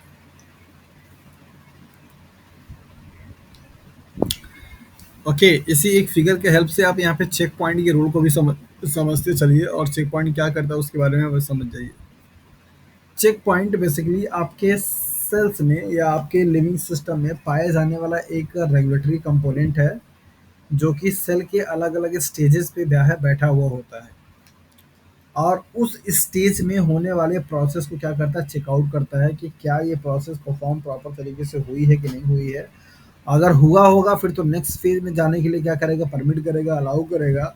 और अगर नहीं हुआ होगा तो उसको वहीं से रिवर्स बैक भेज देगा कि भैया आप जाइए, पहले अपने पूरे काम को कंप्लीट कीजिए, तब आपको आगे जाने की परमिशन मिलेगी। तो चेक पॉइंट सपोज कीजिए, जैसे मान लीजिए कि ये पूरा आपका एक बिल्डिंग है, और इस बिल्डिंग में कोई एक फंक्शन ऑर्गेनाइज्ड है, और यहाँ पे एक गेट कीपर है, और उस गेट कीपर को ये बात बोल दिया गया कि भैया जिनके पास हाथ में क्या होगा, कार्ड होगा इनविटेशन का, उन्हीं को सिर्फ आपको एंट्री मिलेगी, नहीं तो एंट्री नहीं मिल पाएगी। सब लोग अपना अपना कार्ड दिखाएंगे, फिर वो एंट्री करता चला जाएगा।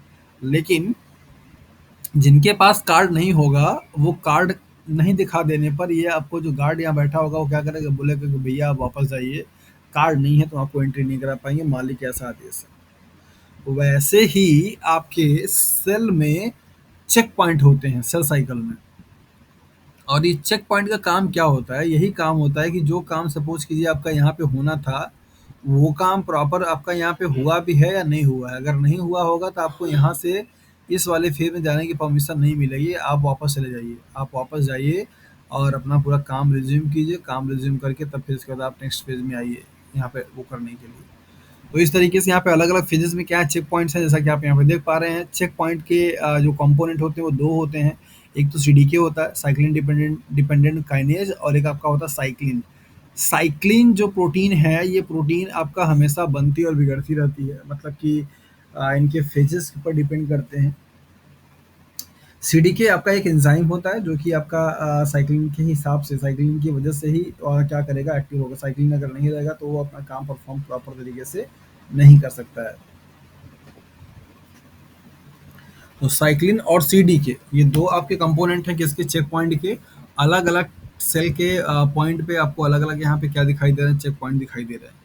ठीक है, जहाँ जहाँ पे हैं आपको वहाँ वहाँ पे ध्यान देना होगा, आपको यहाँ पे समझना होगा कि इनका क्या रोल हो रहा है। जैसे देखिए यहाँ पे आपका जो जीवन फेज है, जीवन फेज में आपको यहाँ पे चेक पॉइंट दिखाई दे रहे हैं, जैसे लाइक है साइक्लिन डी है, साइक्लिन सीडीके डी है। इसके बाद आपको यहाँ पे एक चेक पॉइंट दिखाई दे रहा है डीएनएस वाले में। यहाँ पर आपका साइक्लिन ए है, सीडीके टू है। इसके बाद आपको यहाँ पे दिखाई दे रहा है that is the cyclin B और सीडीके वन। इस तरीके से अलग अलग फेजेस के लिए अलग अलग आपके क्या होते हैं, चेक पॉइंट्स होते हैं। और ये चेक पॉइंट का काम यही होता है कि वो सेल्स के हर एक इवेंट को प्रॉपर तरीके से क्या कर रेगुलेट करने का काम करते हैं, मतलब कि उनको उनको प्रॉपर तरीके से वो चल सकें, उसके लिए क्या है वो अलर्ट रहते हैं। अच्छा, सब लोग हैं, हमें लगा था कि कोई कुछ बोल नहीं रहा है। ओके, तो जल्दी से बताइए कि इस स्लाइड से आपको क्या क्या चीजें जानने को मिली और क्या कॉन्सेप्ट आपको बन पाया सेल साइकिल और इन चीजों को लेकर के, जल्दी बताइए।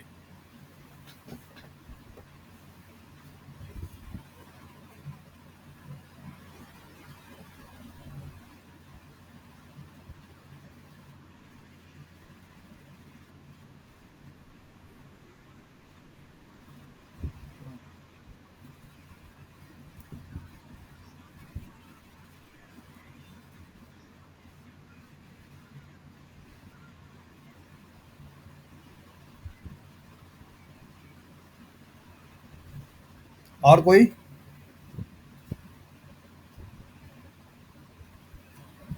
तो जल्दी जल्दी रिस्पॉन्स दीजिए आप लोग।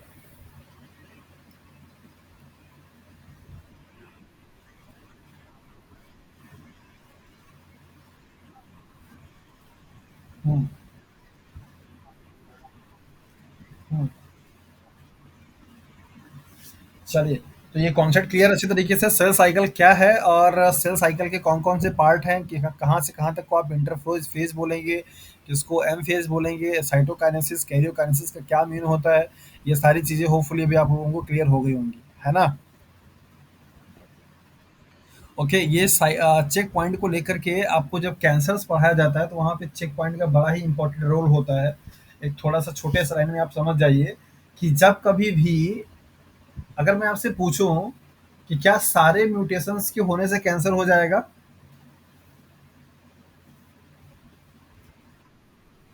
क्या सारे टाइप के म्यूटेशंस हो आपकी बॉडी में, सपोज कीजिए अगर कोई म्यूटेशन हो रहा है तो क्या वो हमेशा कैंसर कॉज करेगा? तो ऐसा क्यों?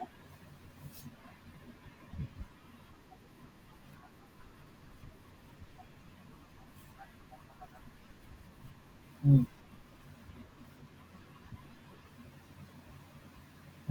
मतलब ऐसे समझिए, टाइम अभी नहीं है, अदरवाइज मैं और सवाल पूछता। शॉर्ट में समझिए कि जो प्रोटीन्स आपका चेक पॉइंट में इन्वॉल्व हो रहा है, लाइक सीडीके प्रोटीन्स दिखाई दे रही है, साइक्लिक दिखाई दे रही है, अगर इन प्रोटीन के कोडिंग सीक्वेंस में किसी भी तरीके से बायोलॉजिकली, केमिकली, फिजिकली अगर कोई अल्टरेशंस हो जाता है किसी भी इंडिविजुअल्स में, तो उनकी बॉडी में सेल साइकिल को कंट्रोल करने वाले चेक पॉइंट जो होते हैं वो अब आपके क्या होते हैं, डिस्टर्ब हो जाते हैं, जिनकी वजह से आपका सेल डिवीजन जो होता है वो अब नॉर्मल हो जाती है। जिसको नहीं भी डिवीजन करना है वो भी डिवीजन कर रहा है, जिसको करना था वो तो कर ही रहा है। तो ऐसे अनकंट्रोल्ड डिवीजन को ही आप कैंसर के नाम से जानते हैं। सो कैंसर कॉज करने के लिए ज़रूरी है कि ये वाले जो आपके चेक पॉइंट लगे हुए हैं इनमें से चेक पॉइंट के प्रोटीन में क्या हो जाए, प्रॉब्लम हो जाए। और अगर ऐसा हो जाएगा तो बेसिकली ये काम नहीं कर पाएंगे। पता लगा कोई भी सेल आएगा, जैसे कि मैंने आपको फिगर बताया था कि मान लीजिए कोई एक हॉल है, यहाँ पे कोई एक गेट कीपर बैठा था, इसको बताया गया था कि उनको ही अंदर ले जाने देना जिनके पास क्या हो, कार्ड हो। लेकिन बेचारा जब यही बीमार पड़ जाएगा, यही सो जाएगा, यही गायब हो जाएगा, तो यहाँ पे आने वाले हर आदमी चाहे उनके पास कार्ड हो या ना हो, सब फटाफट फटाफट फटाफट क्या करेंगे, एंट्री कर जाएंगे। और जब एंट्री करेंगे तो क्या होगा भैया, पता लगा यहाँ पे फंक्शन में 500 आदमी का थाली का व्यवस्था था और यहाँ पे गेट कीपर के ना होने की वजह से पता लगा 1000 आदमी चले जाए यहाँ पे। जब आ जाएंगे तो क्या होगा, खाना खाने के लिए कंपटीशन होगा, मारा मारी होगी, तगड़ा होगा।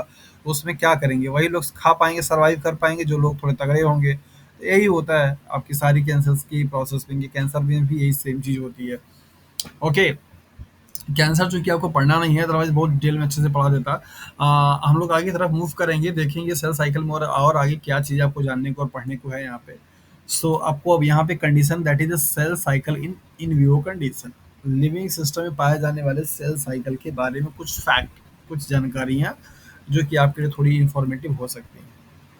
कुछ ऐसे सेल्स होते हैं जिनके पास बेसिकली डिवीजन करने के सेल के डिवीजन करने के रेट पे सेल्स को कई कैटेगरी में डिवाइड किया गया। यहाँ पे पहला पॉइंट बताया जा रहा है, cells such as nerve cells, muscle cells, red blood cells that are highly specialized and lack the ability to divide. कुछ सेल ऐसे होते हैं जो कि डिवीजन नहीं कर पाते हैं, डिवीजन नहीं होता है उनमें, और वो बेचारे एक बार अगर डिवाइड हो गया तो फिर उनकी फाइनली जो डेथ है वो हो जाएगी, अपने आप को डिवाइड वो नहीं कर पाएंगे। तो उसमें कौन कौन से हैं, नर्व सेल्स हैं, मसल सेल्स हैं, रेड ब्लड सेल्स हैं और ये 3 टाइप के सेल्स हैं। इसमें से आपने देखा होगा नर्व सेल्स के बारे में कि जहाँ कहीं पे भी अगर आपके बचपन में कहीं पे भी आपके हाथ-पैर अगर जल गए जाते हैं, तो उस जले वाले एरिया में आपका सेंसिटिविटी क्या होती है, लॉस हो जाती है। मसल सेल्स को भी आप देख सकते हैं जहाँ पे भी आपका कहीं चमड़ा और कोई बॉडी का पार्ट्स अगर आपका क्या हो, मतलब कैसे भी करके डिस्टर्ब हो जाता है तो उसमें भी मतलब डिवाइड करने की एबिलिटी क्या होती है, खत्म हो जाती है। हाँ, हाँ,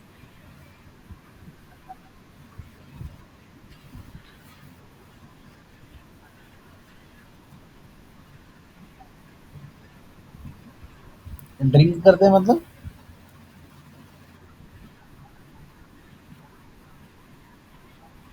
हम्म।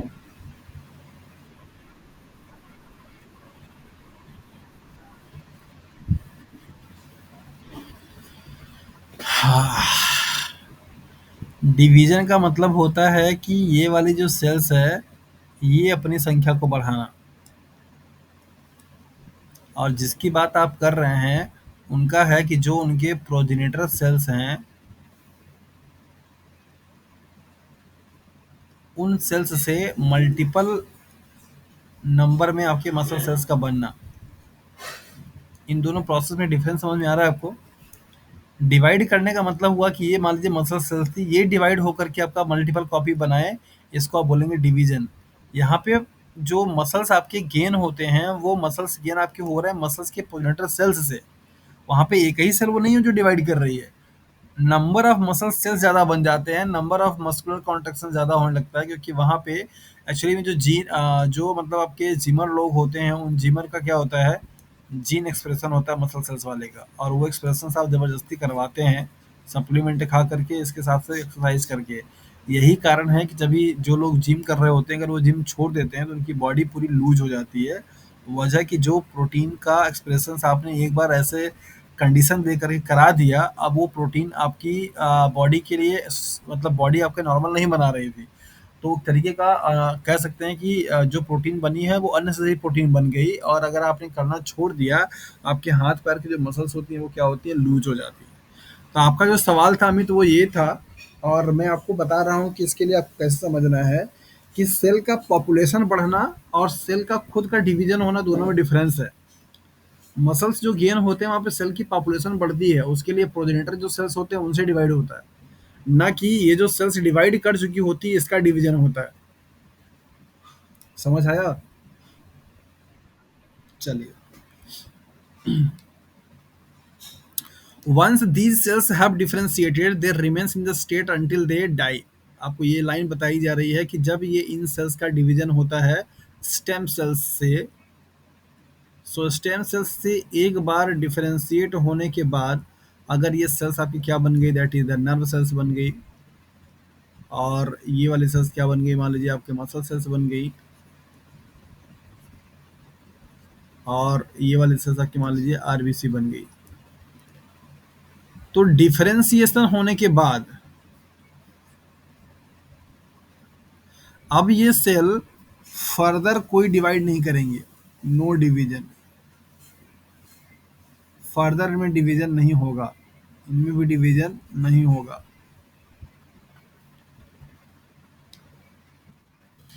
Cells that normally do not divide but can be induced to begin DNA synthesis and divide when given an appropriate stimulus।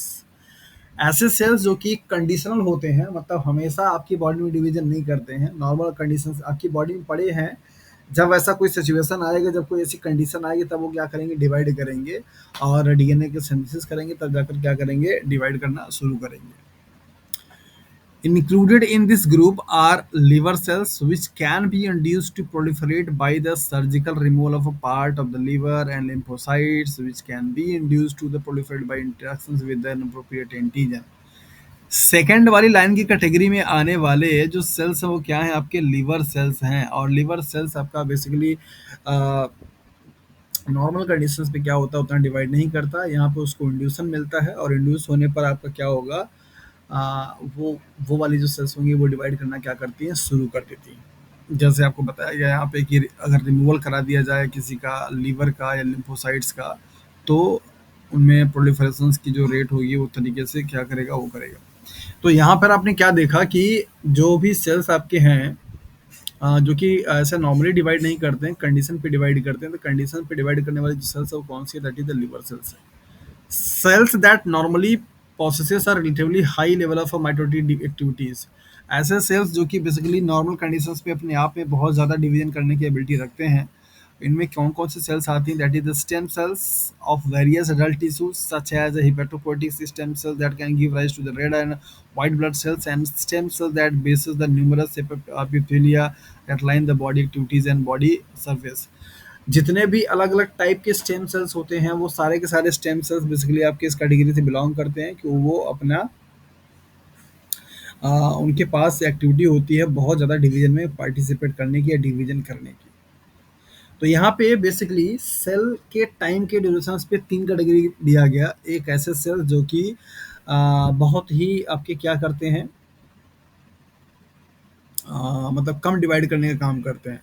यहाँ पहला वाला जो कंडीशन आपको दिया गया था कि cells are needed that are the highly specialized and lack to the ability to divide. ऐसे सेल्स जो इनके पास एबिलिटी डिवाइड करने की नहीं होती है और ऐसे सेल्स जिनके पास स्पेशल कंडीशन में डिवाइड करने की एबिलिटी होती है और ऐसे सेल जो कि हमेशा ही डिवाइड करते रहते हैं बहुत ज़्यादा। ये 3 कैटेगरी का आपको यहाँ पे सेल के डिवीज़न के टाइप्स पढ़ाए गए।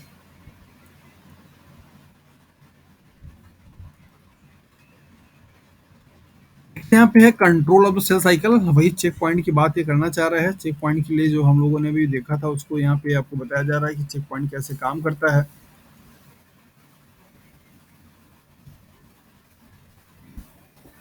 जुड़े तो हैं ना? हाँ जी, कंटिन्यू करें?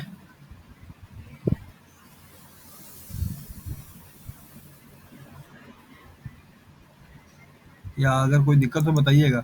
चलिए ये वाला टॉपिक पढ़ लेते हैं, फिर इसके बाद आपसे पूछेंगे। Control of the cell cycle मतलब कि सेल साइकिल को कैसे कंट्रोल किया जा रहा है। यहाँ पर आपको बताया गया कि बेसिकली एक्सपेरिमेंट करने से पहले उनके मन में क्या विचार आया। राव एंड जॉनसन ये 2 साइंटिस्ट हैं, wanted to know whether the cytoplasm cells contain regulatory factors that affect the cell cycle activities। ये जानना चाह रहे थे कि क्या जो सेल का जो एक्टिविटी है जो सेल साइकिल के टाइम पे हो रही है उसको रेगुलेट करने वाले जो फैक्टर होते हैं क्या वो साइटोप्लाज्म में होते हैं। They approaches the questions by fusing mammalian cells that were in different stage of the cell cycle। ऐसा करते हुए उन्होंने क्या किया बेसिकली क्वेश्चंस बनाए और उस क्वेश्चंस को फाइंड आउट करने के लिए उन्होंने क्या किया कि जो भी मेमेलियन सेल्स थी उन सेल्स को क्या कर दिया गया different stage of the cell cycle में डाल दिया गया अलग अलग। यहाँ पे दिया गया कि if G one phase and M phase cells were fused. जब आपका जीवन फेज का सेल्स और एम फेज का सेल्स को क्या किया गया फ्यूज कराया गया तो क्या पाया गया। The chromatin of the G one phase nucleus underwent premature chromosomal compaction to form a set of elongated compact chromosome. यहाँ पे दिया गया कि जब आपका जीवन फेज और एम फेज के सेल्स को फ्यूज किया गया तो उस फेज में इन्होंने बताया कि जो जीवन फेज में का जीवन फेज में जो सेल्स था या क्रोमेटिन है वो क्या कर रहा है that means the chromatin of the G one phase nucleus underwent premature. तो जो आपका जीवन फेज का सेल्स था वो पूरा का पूरा प्रीमेच्योर क्या हो गया क्रोमोसोम कॉम्पैक्शन कर लिया और इस तरीके से वहाँ पे एक इलोंगेटेड क्रोमोसोम का फॉर्मेशन हो जाता है जो कि हमारे लिए क्या है अब नॉर्मल है। दूसरा बताया गया कि जब G2 फेज और M फेज के सेल्स को फ्यूज किया गया तो क्या पाया गया। The G2 chromosomes also underwent premature chromosomal compaction, but unlike those of the G1 nucleus, the compaction of G2 chromosomes were visually doubled, reflecting that reflecting the fact that replication had already occurred। यहाँ पे बताया गया कि जब जीवन G2 और M phase के cells को क्या किया गया फ्यूज किया गया तो यहाँ पे भी वही चीज हुई कि G2 का जो फेज था G2 का जो साइकिल था वो अंडरवेंट प्री मेच्योर कॉम्पैक्शन में चला गया मतलब कि प्री मेच्योरली क्रोमोसोम से कॉम्पैक्ट हो गया और वैसा ही प्रोसेस यहाँ पे भी हुआ। लेकिन जीवन न्यूक्लियस की तरह आपका G2 न्यूक्लियस के साथ में वैसा कुछ नहीं हुआ। यहाँ पे क्या हुआ the compacted G2 chromosomes were visually doubled. आपको जो क्रोमोसोम्स था वो डबल दिखाई देना शुरू कर दिया था रिफ्लेक्टिंग दैट। इससे साबित हुआ कि क्रोमोसोम की डिवीजन के टाइम पे ही डीएनए रेप्लिकेशन हो गया जिसकी जरूरत आपको बाद में पड़ती है या जिसका होना बाद में होता है। लेकिन यहाँ पे चूंकि आपका रेप्लिकेशन की प्रोसेस पहले ही अकर्ड हो चुकी है दैट इज वाई वहाँ पे आपको डबल दिखाई देने का संभावना बनती है। तीसरा और आखिरी पॉइंट है if a mitotic cell fused with S phase cell the S phase chromatin also become compacted. अगर कोई जो भी माइटोटिक सेल्स है और अगर उसको एस फेज में क्या किया जाए, अरेस्ट किया जाए, तो मतलब कि वो किया जाए, तो उस टाइम पे पाया गया कि वहाँ पे भी क्या हो रहा है, क्रोमेटिन जाकर के क्या हो रहे हैं, कॉम्पैक्ट हो जा रहे हैं। ये फिगर आपको वो चीज़ बताता है जिसके बारे में अभी हम लोग डिस्कस कर रहे थे। ये सारे फिगर की अपनी अलग। क्या समझ नहीं आया?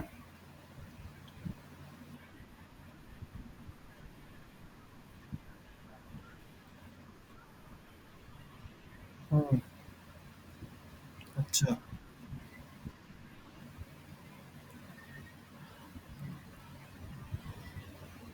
सो सेकेंड पॉइंट में आपको बताया जा रहा है कि जब G2 फेज और M फेज के सेल्स को फ्यूज किया गया एक साथ में, तो वहां पे क्या पाया गया कि G2 फेज के जो क्रोमोसोम्स थे वो भी आपके क्या हो गए, प्री मेच्योर कॉम्पैक्ट कंडेंसेशन में चले गए, कॉम्पैक्शन हो गई, जैसा कि पहले वाले स्टेज में आपको दिखाई दे रहा था। लेकिन यहाँ पे जीवन न्यूक्लियस की तरह उस तरीके से नहीं हुआ जैसा कि इलोंगेटेड फॉर्म वहाँ पे बन रहा था। यहाँ पे क्या हुआ, कॉम्पैक्टेड G2 क्रोमोसोम्स वर विजिबल डबल, यहाँ पे 2 दिखाई देना शुरू कर गए, और 2 दिखाई देने से ऐसा लगा कि जैसे डीएनए रेप्लिकेशंस की प्रोसेस ऑलरेडी क्या है, वो हो चुकी है। जबकि वहाँ पे इलॉन्गेटेड दिखाई दिया था, यहाँ पे डबल्ड दिखाई दे रहे हैं।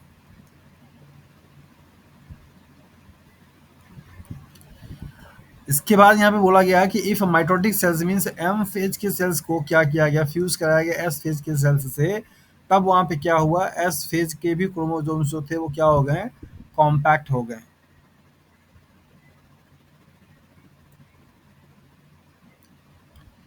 ये वाला फिगर अभी आप लोग जस्ट पीछे देख कर के आ रहे हैं, और इस वाले फिगर में आप यहाँ पे देख सकते हैं कि बेसिकली किस कंडीशंस में आपका ये MPF activity means mitotic promoting factor और साइक्लिन के मॉलिक्यूल्स का कहाँ कहाँ पे आपका क्या होगा, इंक्रीमेंट होगा, डिक्रीमेंट होगा। यहाँ पे दिया जा रहा है आपको, that is the interface. Interface के टाइम पे पूरा का पूरा ये क्या करेगा, बढ़ेगा। माइटोटिक फेज में सबसे पीक पॉइंट होगा, फिर इसके बाद जैसे जैसे माइटोटिस आगे चलती जाएगी वैसे वैसे क्या होगा, एक कम होता जाएगा। लोएस्ट पॉइंट आएगा, फिर पीक पे जाएगा, फिर लोएस्ट आएगा, फिर पीक पे जाएगा। इस तरीके से लो हाई साइक्लिन का कंसंट्रेशन पूरे सेल डिवीजन के टाइम पे होता रहता है। इसका नाम ही है साइक्लिन। तो ये कभी बनता है, कभी बिगड़ता है, कभी बनता है, कभी बिगड़ता है। एमपीएफ जिसका फुल फॉर्म है माइटोसिस प्रमोटिंग फैक्टर, ये वाले प्रोटीन का जो एक्टिविटी है आपका दिखाया जा रहा है यहाँ पे कि इंटरफेस के बाद बढ़ा है, और इसके साथ साथ में इंटरफेस में जैसे ही आपका डिवीजन होना शुरू हुआ, तो फिर से क्या हो रहा है, आपको घट रहा है, फिर माइटोसिस के टाइम पे सबसे पीक पॉइंट पे आ जा रहा है, फिर इसके बाद आपका जो माइटोसिस ये हाई कंसंट्रेशन होगा आपका माइटोसिस के टाइम पे। तो ये वाले फिगर में आपको जो दो फैक्टर आपको दिखाए जा रहे हैं, MPF means mitotic promoting factor, या डिवीजन का जो भी बोल सकते हैं आप, माइटोसिस माइटोसिस प्रमोटिंग फैक्टर है यहाँ पे। इसका कॉन्सेंट्रेशन माइटोसिस जब आपका हो रहा है उस टाइम पे क्या है, ज़्यादा है। मतलब डिवीजन की जो प्रोसेस है, जब वो हो रही है तो उस टाइम पे क्या है, ज़्यादा। जब वो हो के खत्म हो रही है तो उस टाइम पे क्या हो जा रही है, लो हो जा रही है। यहाँ पे आपको कुछ कुछ फैक्टर्स दिखाए जा रहे हैं। इन फैक्टर्स के बारे में थोड़ा सा आपको समझने में दिक्कत हो सकती है, क्योंकि इनका थियरी आपको भी उन्होंने नहीं पढ़ाया है। ये कौन कौन से मॉलिक्यूल्स है, कैसे आपका साइक्लिन मॉलिक्यूल यहाँ से होकर के यहाँ पे जाएगा। ये एक्चुअली में ये टॉपिक आपको कैंसर सेल्स से पढ़ने के लिए ज़्यादा मिलता है, तो आपको यहाँ पे इनको पढ़ने की ज़रूरत नहीं है। आगे की तरफ हम लोग क्या करेंगे, मूव करेंगे। यहाँ पे एक जनरल व्यू है माइटोसिस का और मियोसिस का। पहले हम लोग यहाँ पे कुछ ब्रीफ करेंगे, डिफरेंसेस देखेंगे, फिर इसके बाद वन बाय वन को डिटेल में पढ़ेंगे। माइटोसिस जो कि बेसिकली आपका सोमैटिक सेल डिवीजन के नाम से भी जानी जाती है।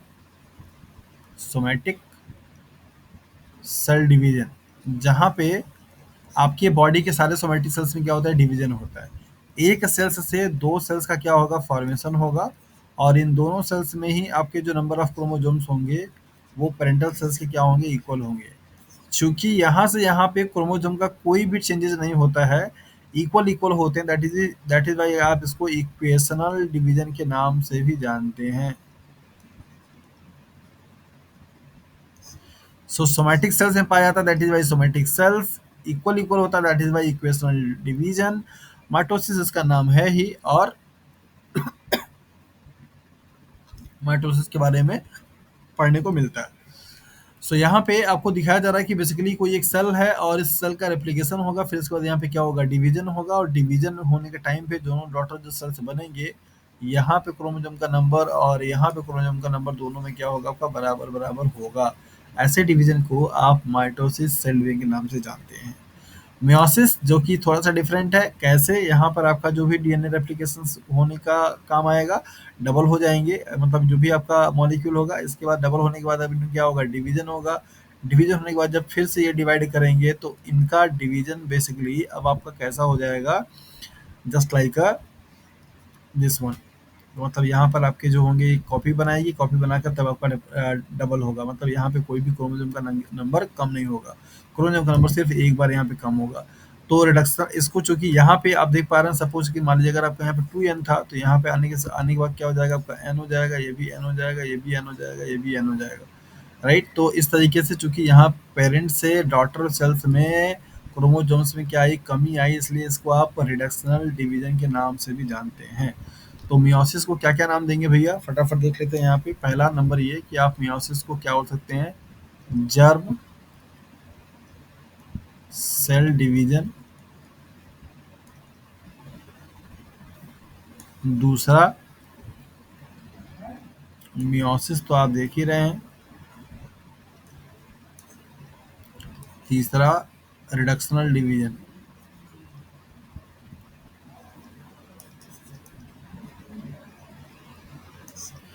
क्यों? क्योंकि नंबर ऑफ क्रोमोसोम्स आपका क्या होगा, हाफ हो जाता है अपने पे ही पेरेंट्स से, इसलिए आप उसको क्या बोलते हैं, रिडक्शनल डिवीजन के नाम से जानते हैं।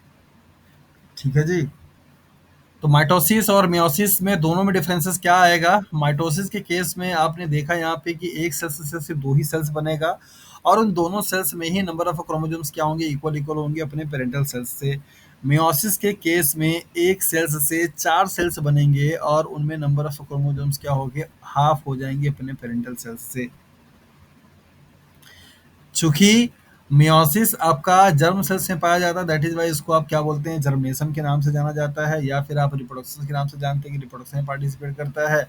और चूंकि यहाँ पे आपको क्रोमोसोम का नंबर हाफ हो जाता है, दैट इज वाई आप उसको रिडक्शनल डिवीजन के नाम से भी जानते हैं। तो क्या आपके दिमाग में एक आइडिया मैप जनरेट हुआ माइटोसिस और मियोसिस को लेकर के कि हाँ क्या है और किस तरीके से आपस में डिफर होते हैं, क्या कॉन्सेप्ट है इनका?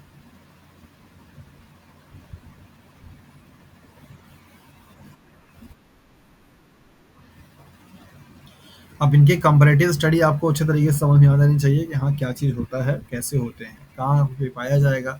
अच्छा, सपोज कीजिए, अगर मान लीजिए कि अगर आपको चोट लग गई है किसी भी चीज़ से कहीं भी, और आपके उस चोट वाले एरिया को सेल डिवाइड करके अपना रिपेयर कर रहा है, तो उस टाइम पे जो आपको चोट लगी है उसका रिपेयरिंग करने के लिए कौन सा डिवीजन होगा? पक्का?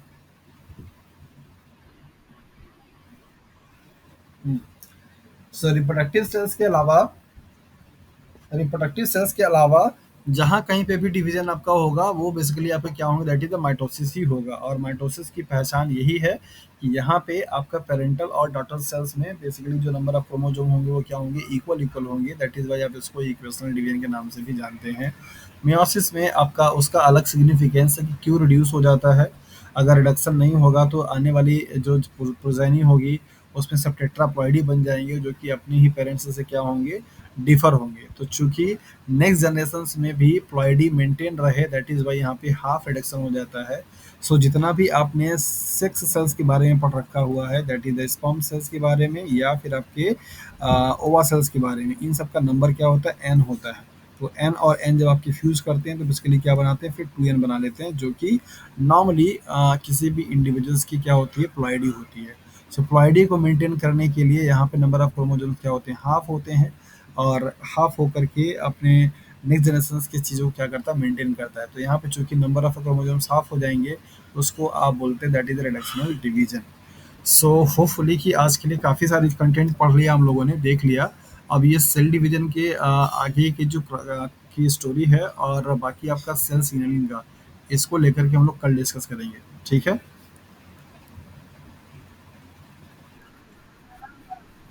नहीं, अभी मियोसिस और माइटोसिस बहुत बचा हुआ है, अभी बहुत सारे फेजेस आपको पढ़ने हैं। मैं आपको पीडीएफ आज जो शेयर करूंगा ना, उसमें पूरा सेल बायोलॉजी का सारा टॉपिक है जिसको कि आपके सिलेबस से पढ़ना है। सो प्लीज एक बार आप लोगों से रिक्वेस्ट है, उसको पढ़ लीजिएगा, क्योंकि कल थोड़ी सी क्लास लेंदी हो सकती है और कल ही हम लोग पूरा टॉपिक खत्म कर देंगे, जिसमें आपको सेल सीलिंग के बारे में पढ़ना है और ये माइटोसिस मियोसिस को डिटेल में ही पढ़ना है। ठीक है। पीडीएफ आपको जो मिलेगा थोड़ा लेंदी ज़्यादा होगा, करीब 25 से 30 पेज का पीडीएफ होगा। उसमें सारे टॉपिक आपको मेंशन है जो कि आपको आपके सिलेबस से पढ़ना है। हाँ, सेल सिग्नलिंग, मेम्ब्रेन और सेल साइकिल। तो मेम्ब्रेन हम लोगों ने पढ़ लिया, सेल साइकिल हम लोगों ने पढ़ लिया। सेल साइकिल का अभी हमको डिटेल पढ़ाना है, मियोसिस और माइटोसिस। इसमें से कि आपका पूरा जो फेजेस होते हैं, जैसे सिनॉप्सिस का फेज कहाँ पे हो रहा है, क्रॉसिंग ओवर का फेज कहाँ पे हो रहा है, सिनॉप्टिक कॉम्प्लेक्स का फॉर्मेशन कौन से स्टेज पे होता है, और टेट्रावैलेंट या फिर बाईवैलेंट कहाँ पे फॉर्मेशन होता है, टेट्राड का फॉर्मेशन कहाँ पे होता है। ये बहुत सारे सवाल आपके सेल साइकिल से पूछे जाते हैं, तो उनको लेकर के हम लोग देखेंगे। तो कल फर्स्ट। हाँ। नहीं, आपके सिलेबस में सेल साइकिल सेल बायोलॉजी है ही नहीं। वो बायोकेमिस्ट्री के पोर्शन में चूंकि दे रखा है, ऑर्गेनल नहीं। हाँ। तो आज आज ये पूरा पीडीएफ जो आपको भेजेंगे वो पूरा आपका इंटायर सिलेबस का रहेगा, पूरा इस वाले यूनिट का, मतलब जिसमें आपको सेल बायोलॉजी जो चीज़ पढ़नी है, तो उसको आप एक बार पढ़ लीजिएगा ताकि आपको चीज़ें समझ में जल्दी आ जाए। तो कल हम लोग उसको कंटिन्यू करेंगे, ठीक है।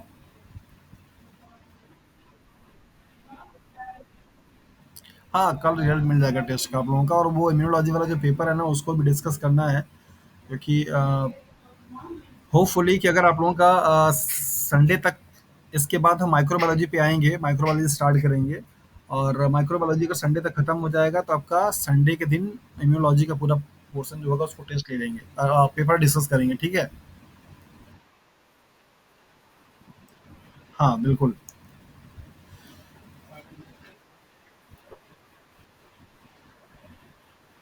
कौन सा क्वेश्चन?